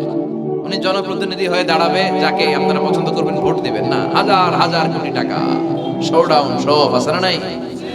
কিয়ামতের আলামত। মসজিদের সভাপতির সাথে মসজিদের কোনো সম্পর্ক নাই। আছে না নাই? সব সভাপতিকে আমি এক পাল্লায় মেপে দিচ্ছি, বেশিরভাগের এই অবস্থা। ভালো দু একজন আছে, আমি জেনারেলাইজ করছি না। সভাপতি তো হবেন তিনি যার সাথে মসজিদের দরদ বেশি, মায়া বেশি, মসজিদে যায় বেশি, ঠিক কিনা? এখন বছরে ওনারা একবার খুঁজে পাওয়া যায় না উনি সভাপতি, উনি সেক্রেটারি, উনি ক্যাশিয়ার, আছে না নাই? তার মানে উনি এখানে বসার যোগ্য ছিল না, ওনারে বসানো হয়েছে। যেই লোক যেই চেয়ারে বসার যোগ্য না, তারা যখন ওই চেয়ারে বসিয়ে দেওয়া হবে, বিষ্ণু বললেন তখনই কিয়ামত হয়ে যাবে। কিয়ামতের আলামত আমানতের খেয়ানত, এটা অনেক বড় বিষয়। আমার সম্পদ আছে, এই সম্পদটা আল্লাহর দেয়া আমার কাছে আমানত। আমার শক্তি আছে, এই শক্তি আমানত। যুবক যারা আছো, তোমাদের যৌবনটা আল্লাহর দেয়া, তোমাদের কাছে সবচেয়ে বড় নেয়ামত এবং আমানত। তোমরা এখন চাইলে অনেক কিছু করতে পারো। তোমাদের একটা সদিচ্ছা তোমাদের এলাকাটারে জান্নাতি বানিয়ে দিতে পারে। তোমরা চাইলে সাগরের স্রোতকে পাল্টে দিতে পারো, বাতাসের গতিকে উল্টে দিতে পারো, তোমরা ইতিহাস রচনা করতে পারো। বিষ্ণুনবী যখন তোমাদের মতো যুবক ছিল, তিনি হালাফুল ফুদুল যুব সংঘ করেছেন। গানের কনসার্ট করে নাই, যাত্রাপালা করে নাই, নাচানাচি করে নাই। উনি হাতে হাত রেখে বলেছেন মক্কার বুকে কোনো টেন্ডারবাজি থাকবে না, মক্কার জমিনে কোনো চাঁদাবাজি থাকবে না, ধর্ষণ থাকবে না, মক্কার জমিনে কোনো দুর্নীতি চলবে না। যুবকদেরকে নিয়ে উনি এই কাজগুলো করেছেন। এখন একটার পর একটা আমানত আমরা খেয়ানত করে চলি। আমার সম্পদ আমার আমানত, আমার ছেলে মেয়ে আমার আমানত। আমার ছেলে কার সাথে মিশে, ও ডিশের কোন চ্যানেল দেখে, ও ইউটিউবে কোন সাইট ব্রাউজ করে, এটার ব্যাপারে কিয়ামতের দিন আমার জিজ্ঞেস করবে কে? কারণ এটা আমানত। যিনি চেয়ারম্যান, পুরো ইউনিয়ন পরিষদ তার কাঁধে আমানত। যিনি এমপি, ওনার এলাকায় কি ঘটে না ঘটে এটা খোঁজ খবর নেওয়া তার আমানত। মেম্বার অফ দ্য পার্লামেন্ট যিনি আছেন এই এলাকার, তার এলাকায় যদি ইয়াবার আড্ডা বসে, গাঞ্জার আসর বসে, এটার দায়ভার তিনি এড়াতে পারেন না। তার এলাকায় ধর্ষণ হলে এটার দায়ভার তিনি এড়াতে পারেন না। এটা তো আমানত। যিনি মন্ত্রী, পুরো মন্ত্রণালয় এটা তার কাঁধে আমানত। যিনি মাননীয় প্রধানমন্ত্রী, আমার 56,000 বর্গ মাইলের প্রতিটা ইঞ্চি মাটি তার হাতে আমানত। এটা অনেক বড় বিষয়। আর মুমিনের বৈশিষ্ট্য হচ্ছে ওয়াল্লাযীনা হুম লিআমানাতিহিম ওয়া আহদিহিম রাউন। যারা বিশ্বাসী তারা কথা দিয়ে কথা রাখে আর আমানতের খেয়ানত করে। এজন্য আমানত পূর্ণ করতে রাজি আছেন? যেখানেই আমানত নষ্ট হবে সেখানেই কিয়ামতের ভয় আছে না নাই? দেখেন বিশ্বনবী কত চমৎকার করে দার্শনিকের মতো বলে গেলেন, যাই বলে গেলেন তার পুরোটাই সমাজের সাথে মিলে যায়। আমরা যেন আমানতের খেয়ানতকারী না হই, আমরা যেন আমানতকে সংরক্ষণ করতে পারি। আল্লাহ তুমি তৌফিক দাও। এরপর বিষ্ণু বললেন আত-তাজাউল ফিল বুনিয়ান, কিয়ামতের আগে বড় বড় টাওয়ার বানানোর প্রতিযোগিতা শুরু হয়ে যাবে। আছে না নাই? আজকে নারায়ণগঞ্জে ঢুকে, এটা যে নারায়ণগঞ্জ, এটা আমি চিনতেই পারতেছি না। এত সুন্দর হাইওয়ে, এত বিল্ডিং, বিশাল বিশাল টাওয়ার, আগে ছিল এগুলো? কথা বলেন। আরব বিশ্বে দেখবেন বুর্জ আল খলিফা, জমজম টাওয়ার, এই টাওয়ার ওই টাওয়ার, একটার পর একটা টাওয়ার। বিষ্ণু বললেন কাবার পাশে যে পাহাড়গুলো আছে, শুনতেছেন? মনোযোগ আছে? কষ্ট হচ্ছে না তো? কাবার পাশে যে পাহাড়গুলো আছে, কাবার পাশের টাওয়ারের উচ্চতা যদি পাহাড়ের চেয়ে উঁচু হয়ে যায়, ফাআলাম ফাইন্নাল আমরা কদ আযাল্লাক, জেনে রাখো কিয়ামত বেশি দূরে নাই, কিয়ামতের ছায়া তোমার উপরে ছায়া দিচ্ছে। এখন মক্কা শহরের পাহাড়ের চেয়ে হাইট বেশি এরকম বিল্ডিং আছে না নাই? কাবা ঘরের পাশেই তো একটা আছে জমজম টাওয়ার, 120 তলা উঁচু। দি মক্কা রয়্যাল ক্লক টাওয়ার 120 তলা, বিশাল বড় ঘড়ি লাগানো। এগুলো সব কিয়ামতের আলামত। ওর 5 তলা, আমার লাগবে 10 তলা। ওর 2টা গাড়ি আছে, আমার লাগবে 4টা গাড়ি। ও তাহাজ্জুদ পড়ে, আমারও যে পড়তে হবে ওই টেনশন নাই। ওর মেয়ে হেজাব পরে, আমার মেয়েটারও হেজাব পড়াবো ওই চিন্তা নাই। ওর ছেলে নামাজে যায়, আমার গাঞ্জা খোট্টারও নামাজি বানাবো এই টেনশন করে না। সম্পদ কেমনে বাড়াবো? দুনিয়া বিচিন্তা। এই পৃথিবীটা একটা ধোঁকা। ভুইগরের ভাইরা, এই পৃথিবীটা একটা ধোঁকা। একটু থামেন, sit down and think about death. মৃত্যু সম্পর্কে ভাবেন। The most certain thing in our life is death. আমাদের জীবনের সবচেয়ে সুনির্দিষ্ট নিশ্চিত বিষয়টা হচ্ছে মরণ। মরা লাগবেই, চলে যেতে হবে, ঠিক কিনা? কিন্তু এই দুনিয়ার মায়াজালে আটকে পড়ে আমরা আখিরাতকে, মৃত্যুকে বেমালুম ভুলতে বসেছি। বিষ্ণু বললেন কিয়ামতের আগে মানুষের এই টেন্ডেন্সি হবে, মানুষ বড় বড় ইয়াতাতাওয়ালুনা feel বুনিয়ান, people will start to compete constructing high rises building in the cities, সমাজে বড় বড় টাওয়ার বানানো শুরু করে দেবে। এটা আছে না নাই? এরপর বিষ্ণু বললেন যুহুরুন নিসা আল কাসিয়াত আল আরিয়াত আল মাইলাত আল মুমিলাত, কিয়ামতের আগে পোশাক পরিহিতা নেকেড উলঙ্গ নারীদের সংখ্যা বেড়ে যাবে। বুইগরে মাশাআল্লাহ সব পর্দা মেইনটেইন করে, আশা করি হ্যাঁ স্থানীয়রা পর্দা করে, আলহামদুলিল্লাহ, আল্লাহ তুমি কবুল করো। কিন্তু গোটা বাংলাদেশের দৃশ্য কি ভুইগরের মতো? না, ভয়ঙ্কর। বিষ্ণু বলেন কাসিয়াত আল আরিয়াত আল মাইলাত আল মুমিলাত, পোশাক পরিহিতা উলঙ্গিনী, মানে বোরকাও পড়বে, বোরকাওয়ালি। তিনি বোরকা পড়েন কিন্তু টাইট ফিটিং বোরকা, আছে না নাই? তো এতে আপনি আমার মায়েরা, আমার বোনেরা, আমি আপনাদেরকে সবসময় সম্মান দিয়ে কথা বলার চেষ্টা করি, একটু বোঝেন। এই যে আপনি টাইট ফিটিং এর বোরকাটা পরলেন, এতে লাভটা হলো কি? আপনার দেহের উঁচু নিচু ভাঁজ টের পাওয়া যায়, আপনার সৌন্দর্য প্রকাশ পেয়ে যায়। হেজাব আল্লাহ এমনি এমনি দেয় নাই, যার সম্মান বেশি ওটার প্যাকেট বেশি। কথা বলেন। ডায়মন্ডের আংটি ওই রাস্তার মধ্যে বিক্রি করে না, স্বর্ণের আংটি না, ওইটা স্পেশাল মার্কেটে বিক্রি করে। কোন মার্কেটের সামনে পুলিশ রাইফেল নিয়ে দাঁড়ায় থাকে না, কিন্তু স্বর্ণ মার্কেটের সামনে রাইফেল আছে না নাই?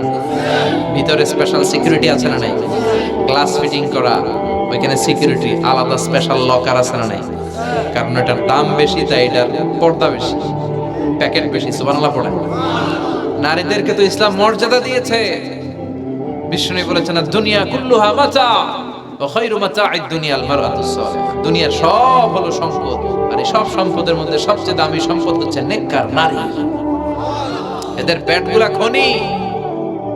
এই নেককার নারীগুলো যদি হিজাব মেইনটেইন করে, এই পেটগুলো থেকে আল্লাহওয়ালা বেরোবে, নাজমু সাকিব বেরোবে, কারি আহমদ বিন ইউসুফ আল আজহারি বেরোবে, বড় বড় মুফাসসিরে কোরআন বেরোবে। আর যদি হিজাব না করে, জি বাংলা স্টার জলসা নিয়ে মশগুল হয়ে থাকে, হ্যাঁ, টেন্ডারবাজ, চাঁদাবাজ, ডাকাত, এগুলো বেরোবে। ওজনে কম দিবে, খাদ্যে ভেজাল দিবে, মাছে ফরমালিন দিবে, গাঞ্জার টাকার জন্য লাথি মেরে মারে ঘর থেকে বের করে দিবে। এজন্য নারীরা, আমার বোনেরা, আপনারা অনেক সম্মানিতা, নিজেদের সম্মান সম্পর্কে সচেতন হন।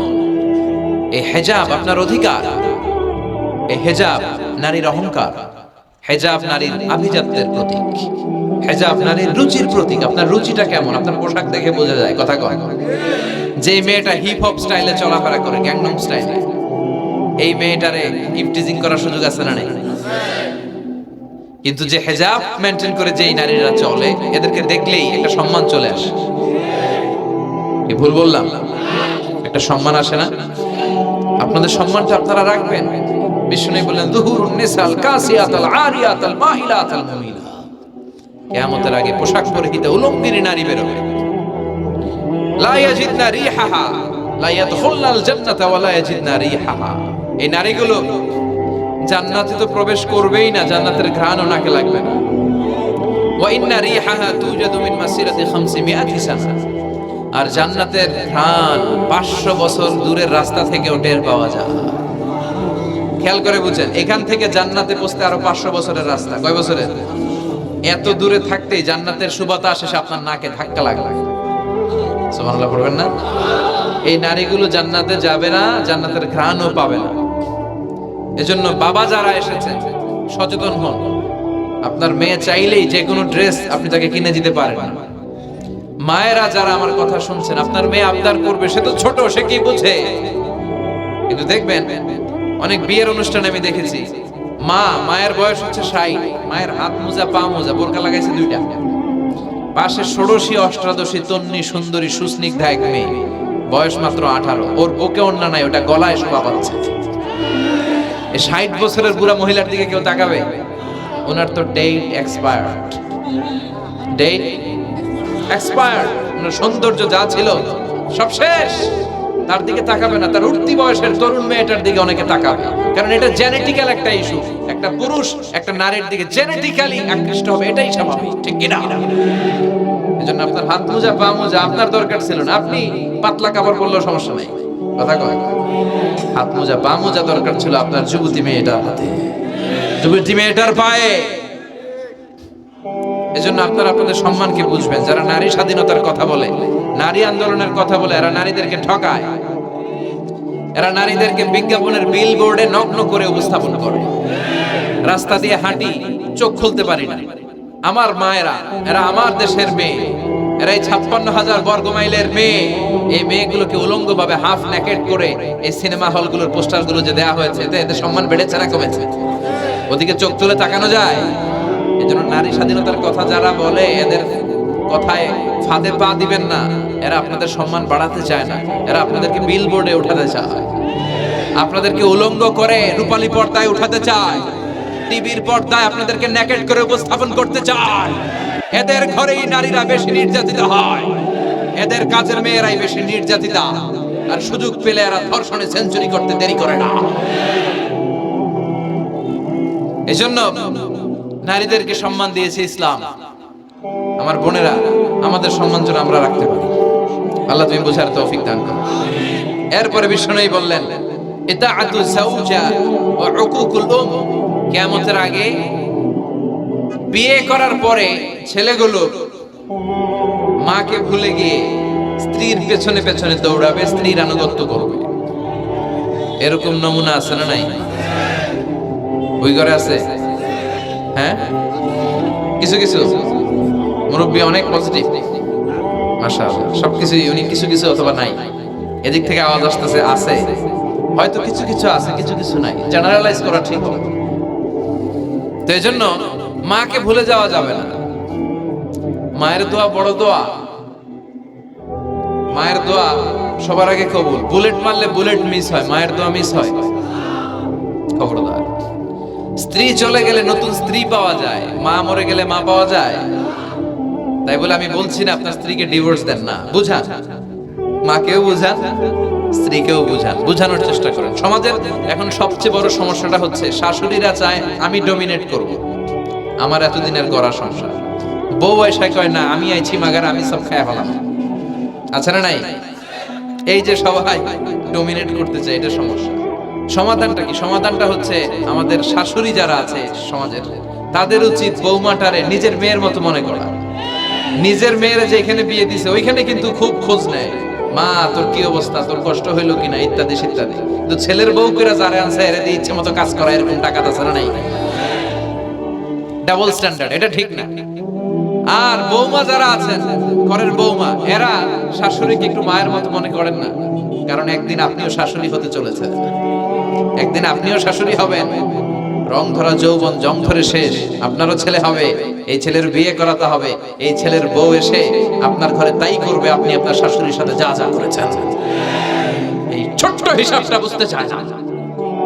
শাশুড়ির উচিত বৌমাকে নিজের নিজের মেয়ের মতো করে আদর করা, যত্ন করা। আর বৌমাদের উচিত শাশুড়িকে মায়ের মতো সেবা করা। এই মিউচুয়াল আন্ডারস্ট্যান্ডিংটা থাকলে কোনো ঘরে আর ঝগড়া হবে?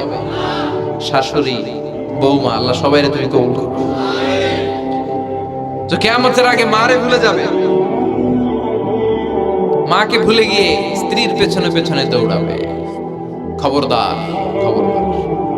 আপনি নামাজি হতে পারেন, মুসল্লি হতে পারেন, হাজী সাহেব হতে পারেন, কিন্তু মা যদি বদদোয়া দেয় আপনার সব শেষ, দুনিয়াও শেষ, আখিরাতও শেষ। মায়ের মর্যাদা বাবার চেয়ে 3 গুণ বেশি। হামালাতহু উম্মুহু, কারণ বাবা পেটে ধরে নাই, পেটে ধরছে কে? ওয়াহানান আলা ওয়াহান, 8 মাস 10 মাস এই বোঝাটা বাবা বহন করে নাই, করলো কে? ফিসালুহু ফি আমাইন, 2 বছর বাবা দুধ খাওয়ায়নি, দুধ খাওয়ালো কে? মায়ের এক ধার দুধের দাম কাটিয়া গায়ের চাম, বাপস বানাইলেও ঋণের শোধ হবে না। এমন দরদি ভাবে কেউ হবে না আমার মা গো, ঠিক কিনা? লাউ কাতা'তা জিলদাক, আপনার গায়ের চামড়া কেটেও যদি মায়ের পায়ের জুতা বানিয়ে দেন, কি বানিয়ে দেন? কি দিয়ে? গায়ের চামড়া দিয়ে। এই যে 2 বছর যে দুধ খাইলাম, এই দুধের 1 ঢোক দুধের শোধটাও আদায় হবে না। জন্য খবরদার, মাকে যেন আমরা ভুলে না যাই। মা দোয়া করতে দেরি, ওই দোয়া কবুল হতে আমরা ছোটবেলায় যে কত কষ্ট দিয়েছি, সবচেয়ে বেশি কষ্ট যখন দিয়েছি মাকে, ওই স্মৃতিগুলো আমাদের মনে পড়ে না। আপনার বয়স যখন 1 বছর, আপনি স্মৃতি হাতড়ে এত দূর যেতে পারবেন? 1 বছর বয়সে কি কি কষ্ট দিয়েছিলেন মনে আছে? মানুষের বয়স যখন 2, 3, 4 হয়, 4-5 বছর বয়সে, তখন তার কথাগুলো খেয়াল থাকে। কিন্তু সবচেয়ে কষ্ট কিন্তু মাকে বাবাকে আমরা দিয়েছিলাম যখন আমাদের বয়স 1-2 বছর ছিল। আর মায়ের পেটের ভেতরে যখন ছিলাম তখনও কষ্ট দিয়েছি কি দেই নাই? এক একটা লাথি যখন মেরেছে আমার মা বেহুশ হয়ে যেত। আমাকে আপনাকে জন্ম দিতে যে আপনাদের মা কতটা কষ্ট করেছেন খেয়াল করে শুনুন। চিকিৎসা বিজ্ঞানীরা বলে একজন সুস্থ মানুষ 45 ইউনিট পেইন, মানে ব্যথা, একসাথে সহ্য করতে পারে। ব্যথার তীব্রতা, সিভিয়ারনেস যদি এর চেয়ে বেড়ে যায়, হয়তো লোকটা বেহুশ হয়ে যাবে, না হয়ে মরে যাবে। কিন্তু আমার আর আপনার মা আমাকে আর আপনাকে জন্ম দিতে যে ওই ডেলিভারি যখন দিয়েছিল, 57 প্লাস 57 ইউনিটেরও বেশি ব্যথা তিনি সহ্য করেছিলেন। যেটা কোনো অ্যাক্সিডেন্টে আমাদের দেহে প্রত্যেকের 206টা হাড়ি, কোনো সড়ক দুর্ঘটনায় আপনার দেহের 20টা হাড়ি একসাথে টাস টাস করে ভেঙে গেলে যত ব্যথা, তার চেয়েও বেশি ব্যথা। জন্য খবরদার, খবরদার, মাকে যেন আমরা ভুলে না যাই। মায়ের দোয়া যেন নেই। কখনো যদি মায়ের সাথে বেয়াদবি করে থাকি, আমরা যেন মাফ চেয়ে নিই। রাজি আছি তো যুবকেরা? রাজি আছি সবাই? আমরা সবাই মায়ের দোয়া নিব। মায়ের দোয়া ছাড়া কেউ জীবনে সফল হতে পারে? মা যার চলে গেছে তারা জানে মা না থাকার কি জ্বালা। হ্যাঁ, মায়ের কথা মনে পড়ে না? যখন রাত্রি নিঝুম, এই চোখে ঘুম, একলা শূন্য ঘরে, তোমায় মনে পড়ে মাগো, তোমায় মনে পড়ে। জানি তোমার দোয়া পেলে উঠবো সকল বাধা ঠেলে, তোমার দোয়া সকল কাজে ঝরছে মাথায় পড়ে। তোমায় মনে পড়ে মাগো, তোমায় মনে পড়ে। যখন রাত্রি নিঝুম, এই চোখে ঘুম, একলা শূন্য ঘরে, তোমায় মনে পড়ে মাগো, তোমায় মনে পড়ে। ঠিক কি না? আমরা যারা মা হারা, বাবা হারা, আল্লাহর কাছে আমরা কামনা করি, আল্লাহ আমাদের বাবা মাকে তাদের কবরগুলোরে তুমি জান্নাতের টুকরা বানিয়ে দাও। তো বিশ্বনবী যেটা বললেন এটাও আমাদের সমাজে পাওয়া যাচ্ছে, ঠিক কি না? এরপর বিশ্বনবী বললেন যুখরুফাতুল মাসাজিদ ওয়াত তাবাহি বিহা, কিয়ামতের আগে মসজিদ নিয়ে অহংকার শুরু হয়ে যাবে। মসজিদ নিয়ে দলাদলি, ভুই ঘরে মাশাআল্লাহ এগুলা নাই। ওই মসজিদ টাইলসের মসজিদ, আমরা এসি লাগাবো, ওইটাতে 3 তলা করছে, আমরা 5 তলা করব, ডিজাইন করব এগুলা, কিন্তু আমরাও যে নামাজ পড়বো এই চিন্তা নাই। কথা কয়, মসজিদের সৌন্দর্য হচ্ছে মুসল্লি দিয়ে, কি দিয়ে?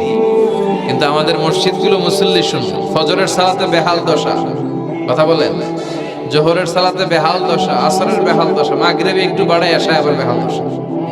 কথা বলেন। এজন্য মসজিদে গিয়ে সালাত পড়তে হবে। মসজিদ নিয়ে বাড়াবাড়ি করা যাবে না, দলাদলি করা যাবে না। মসজিদকে আমরা এত ডিজাইন করি, এটাও নিষেধ। মসজিদের সামনের দেয়ালে ঘড়ি টড়ি, লাইটিং ফাইটিং এগুলো যত কম দেয়া যায়, তাহলে দৃষ্টিটা ওইদিকে যাবে। লাইট টাইট সবকিছু পেছনে হবে। যার ঘড়ি দেখা দরকার পেছন থেকে দেখে নেবে, সামনের জায়গাটা হবে ফ্রেশ। কিন্তু এরকম মসজিদ বাংলাদেশে খুঁজেই পাওয়া যায় না। কথা বলেন। বিশ্বনবীর মসজিদ ছিল, বুখারীর বর্ণনা, ওয়া কানা সাকফুল মসজিদে জারিদুন নাখাল, বিশ্বনবীর মসজিদে নববীর ছাদ ছিল খেজুর পাতা দিয়ে তৈরি, ডালা দিয়ে তৈরি ছাদ। আর মসজিদে নববীর ফ্লোর ছিল বালুর ফ্লোর, বৃষ্টি হলে কাদামাটি হয়ে যেত। বিশ্বনবীর সাহাবীরা বর্ণনা করেন, রাআইতু রাসূলুল্লাহ সাল্লাল্লাহু আলাইহি ওয়াসাল্লাম ইয়াসজুদু ফিল মাই ওয়াত তিন, কাদামাটির উপরে বিশ্বনবী সিজদা দিচ্ছেন, নামাজ পড়ছেন। সালাম ফিরিয়ে বিশ্বনবী যখন সাহাবীদের দিকে মুখ ফিরিয়ে বসে তাসবিহ পড়তেন, সাহাবারা বর্ণনা করেন, রাআইতু আসারা তিনি ফি জাবহাতি, বিশ্বনবীর কপাল মোবারকে আমরা কাদার মাটি দেখতে পেয়েছি। আর আমাদের মসজিদে খালি টাইলস। তোরা ঢাকায় টাইলস, আমরা উজবেকিস্তান থেকে টাইলস নিয়ে আসবো, আছে না নাই? এজন্য মসজিদ দিয়ে যেন আমরা দলাদলি না করি, মসজিদটারে যেন হেদায়েতের মার্কাজ বানায়। রাজি আছেন তো? বাচ্চাদেরকে মসজিদে যেতে দিবেন, আমি সব জায়গায় বলি। অনেক মুরব্বীরা আছে বাচ্চাদেরকে মসজিদে ঢুকতে দিতে চায় না, আছে না নাই? বাচ্চা ঢুকাইলে রেগে যায়। রেগে যান কেন? ওর বয়স হতে আপনি মসজিদের দিকে আসার খান নাই। মসজিদের দিকে উল্টায় পরে আসারও তো খান নাই, ও আসতে চাচ্ছে, আসতে দেন। বাচ্চারা মসজিদে আওয়াজ করবে, এতে কোনো সমস্যা নেই, বাচ্চারাই তো আওয়াজ করবে, আপনি করবেন? বাচ্চারা লাফালাফি করলে ভালো লাগে, 80 বছরের বুড়া মানুষ লাফ দিলে ভালো লাগবে? কথা কন, বিশ্রী দেখা যায়। বাচ্চারা এরকম লাফালাফি করবে। তুরস্কের বিভিন্ন মসজিদের দেয়ালে ফেস্টুনে ব্যানারে লেখা থাকে, নামাজ চলা অবস্থায়, জামাত চলা অবস্থায় যদি পিছনে বাচ্চাদের আওয়াজ চিল্লাফাল্লা শুনতে পাওয়া না যায়, তাহলে ভবিষ্যৎ প্রজন্ম নিয়ে তোমাদের চিন্তায় থাকা উচিত। পিছনে বাচ্চাদের আওয়াজ নাই, তার মানে আমার নাতিপুতি, আমার ছেলেমেয়েরা তো নামাজি হচ্ছে না। আর তারাবি নামাজ পড়তেছে, পিছনে চিল্লায় ফাটায় ফেলাইতেছে, তার মানে ইনশাল্লাহ ভবিষ্যতে নাতিপুতিরা সবগুলো মুসল্লি হবে। কথা বলেন, বুঝায় দিবেন বাবারা দুষ্টামি করিস না, কিছুক্ষণ থামবে আবার শুরু করবে। এটাই বাচ্চাদের সৌন্দর্য, এটা বাচ্চারা করলেই মানায়। বাচ্চাদেরকে যেন আমরা মসজিদে নিয়ে যাই। রাজি আছেন তো? আল্লাহ বুঝার তৌফিক দান করো। বিশ্বনবী বললেন, ইয়াতাকারাবুল জামান কাতাকারাবুল আসওয়াক, কিয়ামতের আগে ইয়াতাকারাবুল জামান, সময়ের বরকত কমে যাবে। 1 বছর মনে হবে 1 মাস, 1 মাস মনে হবে 1 সপ্তাহ, 1 সপ্তাহকে মনে হবে 1 দিন। এই যে 4 বছর ধরে এখানে তাফসীর হয়, তাই না? কথা কয়, গত বছর আসছিলেন কারা কারা? হাত তোলেন। আসছে তো কম না, ভালোই আসছিল, হাত নামান। যে গত বছর ওয়াজ শুনে গেলেন, এই বছর আবার আসলেন, আপনাদের কি মনে হয় যে 1 বছর চলে গেছে? মনে হয় যে অল্প কয়েক মাসের ব্যবধানে এই বছরটা ঘুরে যেন আবার চলে আসে, এরকম মনে হয় না? বরকত উঠে নিচ্ছে কে? কথা বলেন। এরপর খাবারের স্বাদ উঠে নিচ্ছে কে? আগে খাবারের যে স্বাদ ছিল এখন ওইটা আছে? আগে ইলিশ মাছ রান্না করলে যে ঘ্রাণ হতো, এখন এই ঘ্রাণ পাওয়া যায়? আগে শোল মাছের ঝোল রান্না করলে যে স্বাদ হতো, আগে চিংড়ি মাছ রান্না করলে যে স্বাদ লাগতো, এখন এই স্বাদ পাওয়া যায়? সব তুলে নিল কে? দেখেন বিশ্বনবী যা যা বললেন তার প্রমাণ সমাজে আছে না নাই? শুনতেছেন না কষ্ট হচ্ছে? আরো 2-1টা আলামত শুনবেন, শেষ করে দেই। শুনবেন আর কয়েক মিনিট। বিশ্বনবী বললেন, তাসলিমুল খাসা, কিয়ামতের আগে লোকজন শুধু পরিচিতদেরকে সালাম দিবে, অপরিচিতদেরকে সালাম দিতে চাইবে না। এরকম আছে না নাই? এই মুরব্বী চাচারে চিনি, চাচা আসসালাম, চিনি আসসালাম, ওদিকে চিনি আসসালাম আলাইকুম, কিন্তু অন্য একটা এলাকায় গেছি, ওখানে কাউরে চিনি না, সালামও দেয় না। বাসে উঠছেন, কাউরে চিনেন না, সালাম দেন না, এরকম আছে না নাই? তো সালাম কি যাদেরকে চিনেন এদের জন্য? কথা কয়, আলা মান আরাফতা ওমান লাম তারিফ, যাকে চিনো সালাম দাও, যাকে চিনো না তাকেও দাও। আল বাদিউ বিস সালাম, বিশ্বনবী বললেন আগে আগে দাও।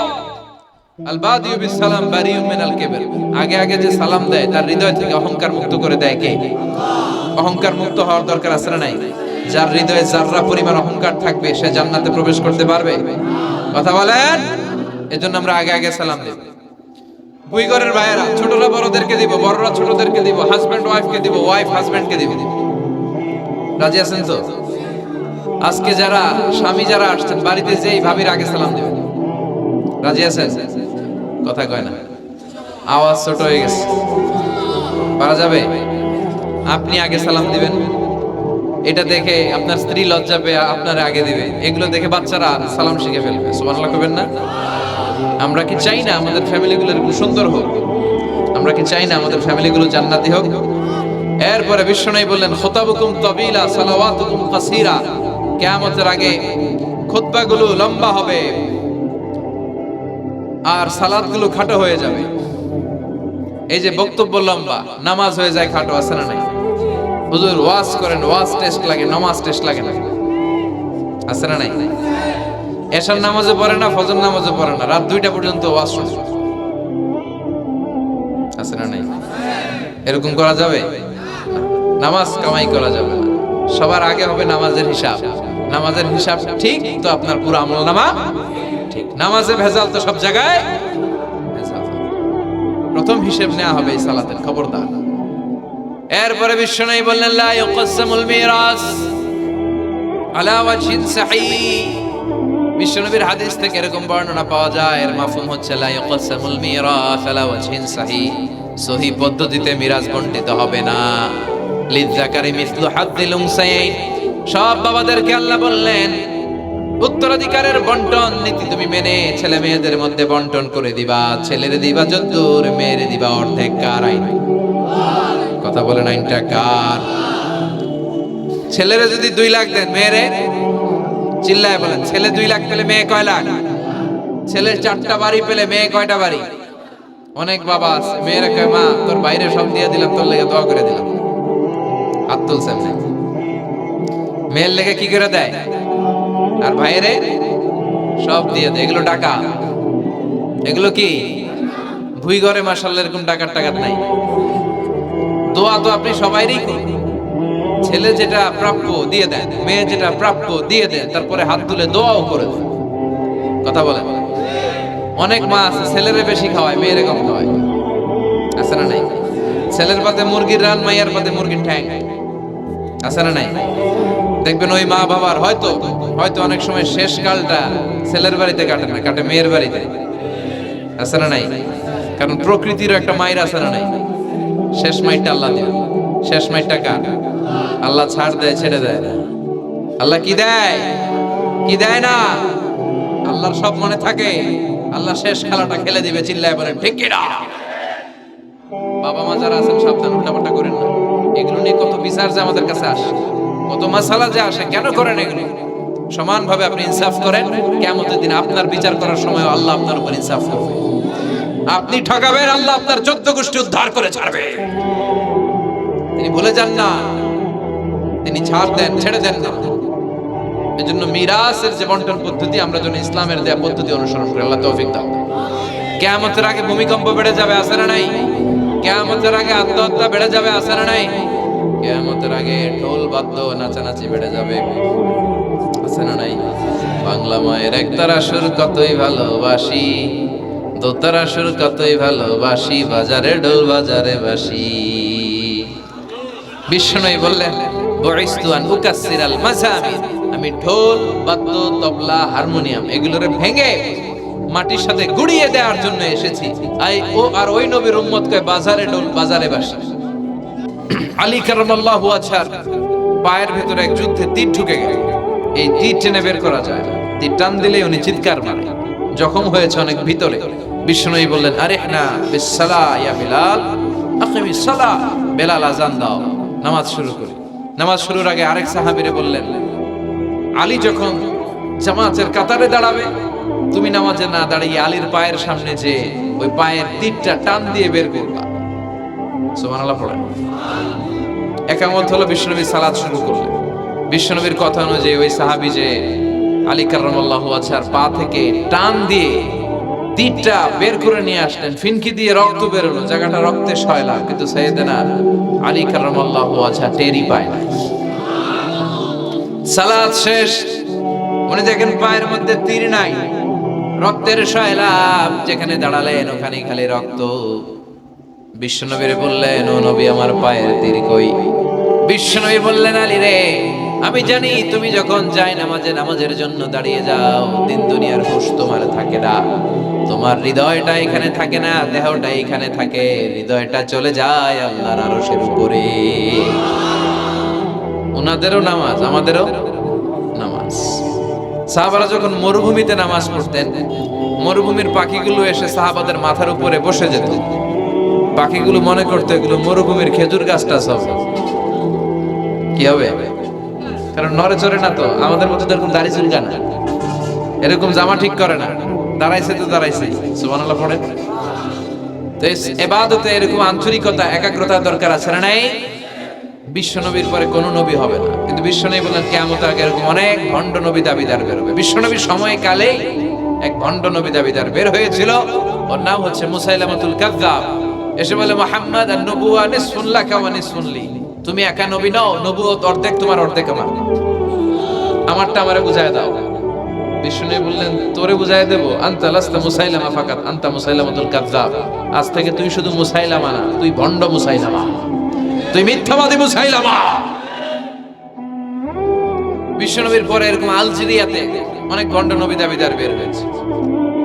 এই যে ভারতবর্ষের ইন্ডিয়া পাকিস্তান, এখানে পাঞ্জাব একটা এলাকা আছে, নাম শুনছেন? গোলাম মির্জা গোলাম আহমদ কাদিয়ানী, এই বেয়াদবটাও নবুয়ত দাবি করেছে। নাউজুবিল্লাহ পড়তে পারলেন না? সে প্রথমে দাবি করছে আমি শেষ নবী, এরপরে সে দাবি করছে আমি ইমাম মাহাদি। এরপর সে দাবি করছে আমি ঈসা আল মাসীহ। এই ভণ্ডটার অনুসারী বাংলার জমিনে আছে না নাই? এদেরকে রাষ্ট্রীয়ভাবে কাফের হিসেবে আখ্যা দেওয়ার দরকার আছে না নাই? এত আন্দোলন হয়, এত কথা হয়, কিন্তু সরকারের টনক নড়ে না। এদেরকে রাষ্ট্রীয়ভাবে কাফের হিসেবে ঘোষণা দিতে হবে, সার্কুলার জারি করে চিল্লায় বলেন ঠিক কিনা? এরা মুসলমান নয়। কারণ আপনি শুধু লা ইলাহা মানলে মুসলমান হতে পারবেন না, মুমিন হতে পারবেন না। বিশ্বনবীর উপর সাক্ষী দেওয়ার দরকার আছে না নাই? বিশ্বনবী শেষ নবী, ওনার পরে কোনো নবীও আসবে না, কোনো রাসূলও আসবে না। চিল্লায় বলেন ঠিক কিনা? এই বেয়াদবটা পায়খানা করতে যায় টাঙ্কি ভাঙা কুয়ের টাঙ্কিতে পয়রা মারছে। শত শত বছরের ময়লা পায়খানাটার মধ্যে জমা। গু খাইতে খাইতে পেটটা হইছে এত বড়, আর পারে না। আল্লাহকে খা, জনমের খাওয়া। নবীরা যেখানে মারা যায়, নবীরা নিজে পবিত্র, যেখানে মরে ওই জায়গাটাও। কিন্তু বেয়াদবটা কই মরছে? হ্যাঁ, বাথরুমের টাঙ্কির ভিতরে। তো মেথর নিয়ে আসা হয়েছে, মেথর ভাইরা এসে রশি দিয়ে ওটার উঠায়। কিছু দূর ওঠার পরে এত ওজন, রশি রশি ভাঙ্গা আবার দবাস করে পড়ে, আবার উঠায়, আবার পরে আল্লাহকে জনমের মতো ঘু খাইয়া নিয়ে। বিষ্ণুর সাথে বেয়াদবি করেছিস, তোর ইজ্জতের 12টা আমি বাজায় দিলাম। চিল্লায় করে ঠিক কিনা? যারাই বিষ্ণুবীর সম্মান নিয়ে ছিনিমিনি খেলেছে, তাদের রেহাই দুনিয়াতেও নাই, আখেরাতেও না। এই মুসাইলামা দুনিয়াতেই অপমানিত হয়েছে। সে বিশ্বনবীকে নকল করত, কপি করত, বেয়াদবি করত, স্পর্ধা দেখাতো। বিশ্বনবী কোন গাছের মধ্যে হাত লাগালে ওই গাছের ফলন বেড়ে যেত। সে বলতো আমি নবী। তার এলাকার লোকেরা বলে তাহলে বিশ্বনবী মুহাম্মদের মতো তুমি আমাদের এলাকার গাছে হাত লাগাও। সে কোনো গাছে হাত লাগাইলে ওই গাছের সব ফল মরে যেত। বিশ্বনবী কোন লোনা পানির কুয়ার ভেতরে অজু করে কুলির পানি ফেললে ওই লোনা পানির কুয়া মিঠা পানির কুয়াতে পরিণত হতো। আর এই বদমাশটা যদি মিঠা পানির কোন কুয়ার মধ্যে কুলি ফেলাইতো, ওইটা লোনা পানির কুয়া হয়ে যেত। বিশ্বনবী মদিনাতে আসার পরে মদিনার নিউ বর্ন বেবিদেরকে বিশ্বনবীর কাছে নিয়ে আসা হতো। বিশ্বনবী তাদেরকে তাহনিক করাতেন। তাহনিক মানে খেজুর হালকা একটু খেয়ে বিশ্বনবী লালা লাগিয়ে, বিশ্বনবী লালা মোবারকটাই বাচ্চার ঠোঁটের মধ্যে বিশ্বনবী লাগিয়ে দিতেন। এখন বিশ্বনবী নাই, আলেমদের কাছে যাবেন, খতিব এলাকার বড় খতিব হুজুরের কাছে যাবেন, হাফেজ সাহেব হুজুরের কাছে যাবেন। হুজুর মধু খেয়ে বাচ্চার মুখে লাগাই দিবে। উনি যে সবসময় কোরআন পড়েন, ওনার সিনাতে যে কোরআন, ওইটার বরকত আছে না নাই? বিশ্বনবী তাহানিক করতেন, খেজুর খেয়ে ওই লালা মিশ্রিত খেজুর বাচ্চার মুখে লাগিয়ে দিতেন, আর বাচ্চার মাথায় হাত বুলিয়ে দিতেন। বিশ্বনবীর হাত মদিনার যে সমস্ত নবজাতক বাচ্চাদের মাথায় লেগেছে, বাচ্চাদের মাথার চুল বড় করে দিয়েছে কে? সেও বিশ্বনবীর মতো অ্যাক্টিং করত। তার কাছে নবজাতক বাচ্চা নিলে সেও তাহনিক করত। তাহনিক করার সাথে সাথে বাচ্চা বমি শুরু করে দিত। আর মাথায় হাত লাগায় দিলে মাথার চুল বাড়াতো, বড় কথা, আজীবনে বাচ্চাগুলো টাক মাথা থাকতো। কি করতো? টাক মাথা। তার মানে বেয়াদবির পরিণাম, অপমান দুনিয়া থেকেই শুরু হয়ে যায়। তো বিশ্বনবী বললেন এই ভণ্ডদের আবির্ভাব শুরু হবে। আমাদের এই সমাজে ভণ্ড আছে না নাই? দোদেল বান্দা কালমা চোর, না পায় শ্মশান না পায় ঘোর, দিন থাকিতে আইরে পথে ছাইড়া দে ভণ্ডামি। ভণ্ডামি ভণ্ডামি ভণ্ডামি, ছাইড়া দে ভণ্ডামি। নামাজ কালাম পড়ে না, ইবলিস শয়তানের নানা। আছে না এরকম? ইসলামের লেবাস লাগায়, দাড়ি রাখে, চুল বড় রাখে, জট পাকায় রাখে, রোজা নাই, নামাজ নাই, পরিচ্ছন্নতা নাই, আতর নাই, গোসল নাই। আছে না নাই? এরকম ভণ্ড পীর আছে না নাই? হক্কানি পীর যারা, তাদের বিরুদ্ধে আমার কোনো কথা নাই। কারণ এদেশে অনেক লক্ষ লক্ষ হিন্দুরা এই হক্কানি পীরদের হাতে হাত রেখে কালিমা পড়ে মুসলমান হয়েছে। তাদেরকে আমরা সাপোর্ট করি। আমাদের বিরুদ্ধাচারণ আর হুঙ্কার হচ্ছে ভণ্ডদের বিরুদ্ধে। এই দেশে এত ভণ্ড পীর, এই দেশে যত ভণ্ড পীর আছে, অনেক দেশের জনসংখ্যাও এত নাই। কথা বলেন, অনেক ভণ্ড পীর আছে সারা বছর নাকি গোসল করে না, বছরে করে একবার ওই গোসলের পানি মুরিদরা খায় সব সাবার। আছে না নাই? এগুলোর সাথে আমাদের কোনো সম্পর্ক। বিশ্বনবী বললেন এরকম ভণ্ডদের আবির্ভাব সমাজে হবে কিয়ামতের আগে। এই আলামতটা সমাজে আছে না নাই? দেখেন বিশ্বনবী যাই বললেন অক্ষরে অক্ষরে মিলে যায়। এরপরে বিশ্বনবী ফরমান কাসরাতুল হারাজ, কিয়ামতের আগে হারাজ বেড়ে যাবে। সাহাবারা বললেন, ওমাল হারাজ ইয়া রাসূলুল্লাহ, হে নবী হারাজ কি? বিশ্বনবী বললেন, হাদা হুয়াল হারাজ, হাদা হুয়াল হারাজ। কি বুঝলেন? মারামারি, কোপাকুপি, যুদ্ধ আছে না নাই? আমরা কি যুদ্ধ চাই? যুদ্ধ নয় আরে যুদ্ধ নয়, নয় আর কোন তাজালা, সেই পৃথিবী আমাদের সকল মানুষের অগ্নিরাপদ আবাস, সেই পৃথিবী আমাদের সকল মানুষের অগ্নিরাপদ আবাস। We don't want to see any war in the whole world. We don't want to see any war in the whole world. ঠিক কি না? আমরা কোনো যুদ্ধ দেখতে চাই না, মারামারি দেখতে চাই না, অন্যায় হত্যাকাণ্ড বিচার বহির্ভূত কোনো হত্যাকাণ্ড আমরা এদেশে দেখতে চাই না। বিশ্বনবী বললেন কিয়ামতের আগে এগুলো বেড়ে যাবে। বিশ্বনবী বললেন যে হত্যা করবে সে জানবে না কেন আমি হত্যা করলাম। এরকম হত্যা দেশে আছে না নাই? উপরের নির্দেশ, উপরের টেলিফোন, শুট করো, পোশাকি বাহিনী পিস্তল আছে, শুট করে দিল, কিন্তু কেন সে মারলো ওই সৈনিক জানে না। এরকম আছে না নাই? আবার যে নিহত হইল সেও জেনে মরতে পারলো না যে আমি কেন মরলাম। কথা কয় আহা, এই বাংলার বিভিন্ন নদীতে, মাঠে ঘাটে হাত বাঁধা, পা বাঁধা, চোখ বাঁধা, বস্তাবন্দি করা লাশ পাওয়া যায় কি যায় না? এই দুনিয়ায় তারা বিচার পায় নাই, কিন্তু এগুলোর বিচার আছে না নাই? এগুলোর বিচার যদি না থাকতো, the worldly life will be a joke. এই পৃথিবীটা একটা জোকিং হইতো, জোকিং। জোক করার জন্য আল্লাহ পৃথিবী বানায় না। যেগুলোর বিচার এই জমিনে আমরা পাই নাই, সেগুলোর বিচার আখিরাতে হবে। সেদিন হবে আসল বিচার, সেদিন হবে ফাইনাল খেলা। সেদিন হবে কি খেলা? বিশ্বাস হয়? অপেক্ষা আছে না নাই? সবগুলোর বিচার হবে ইনশাআল্লাহ। পড়েন, আপনার জমি মেরে খাইছে, দুনিয়ায় বিচার পান নাই, আহকামুল হাকিমিনের বিচার আছে না নাই? আপনাকে অন্যায় ভাবে আঘাত করেছে, দুনিয়ার বুকে বিচার পান নাই, আখিরাতে বিচার আছে না নাই? বিষ্ণু বললেন এই মারামারিটা বেড়ে যাবে কিয়ামতের আগে। এখন দেখেন খালি মারামারি, কোপাকুপি। 2 টাকার টেম্পু ভাড়া লইয়া একজন একজনের মেরে ফেলেছে। কয় টাকা?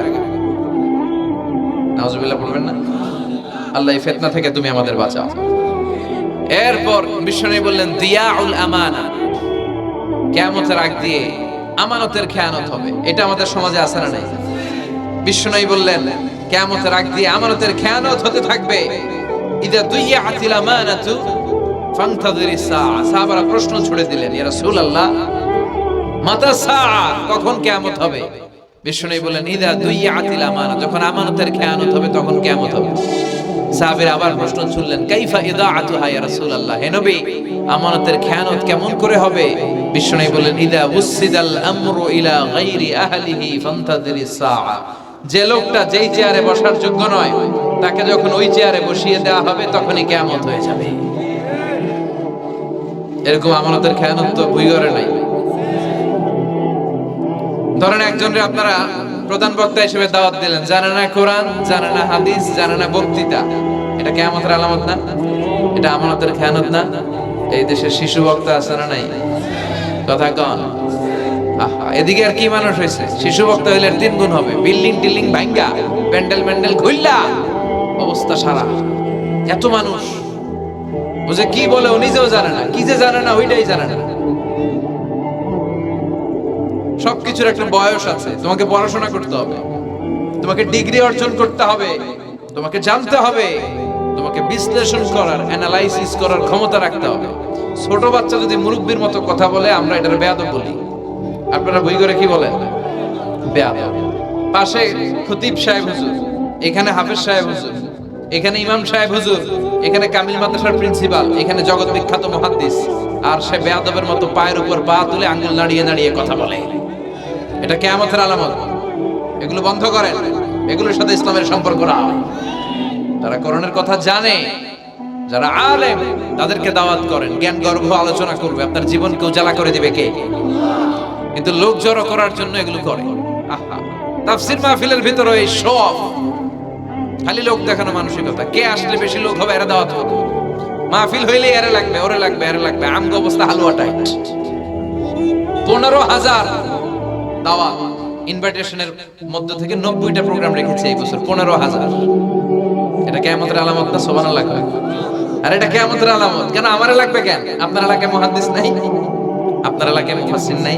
মিজানুর রহমান আজহারীকে লাগবে কেন? মিজানুর রহমান আজহারী যেখানে সুযোগ হবে 2-4 জায়গায় প্রোগ্রাম করবে। এখন তো ইউটিউবে সব দেখা যায় যে এত চ্যানেল, অনেক মাহফিলে এত শ্রোতাও নাই।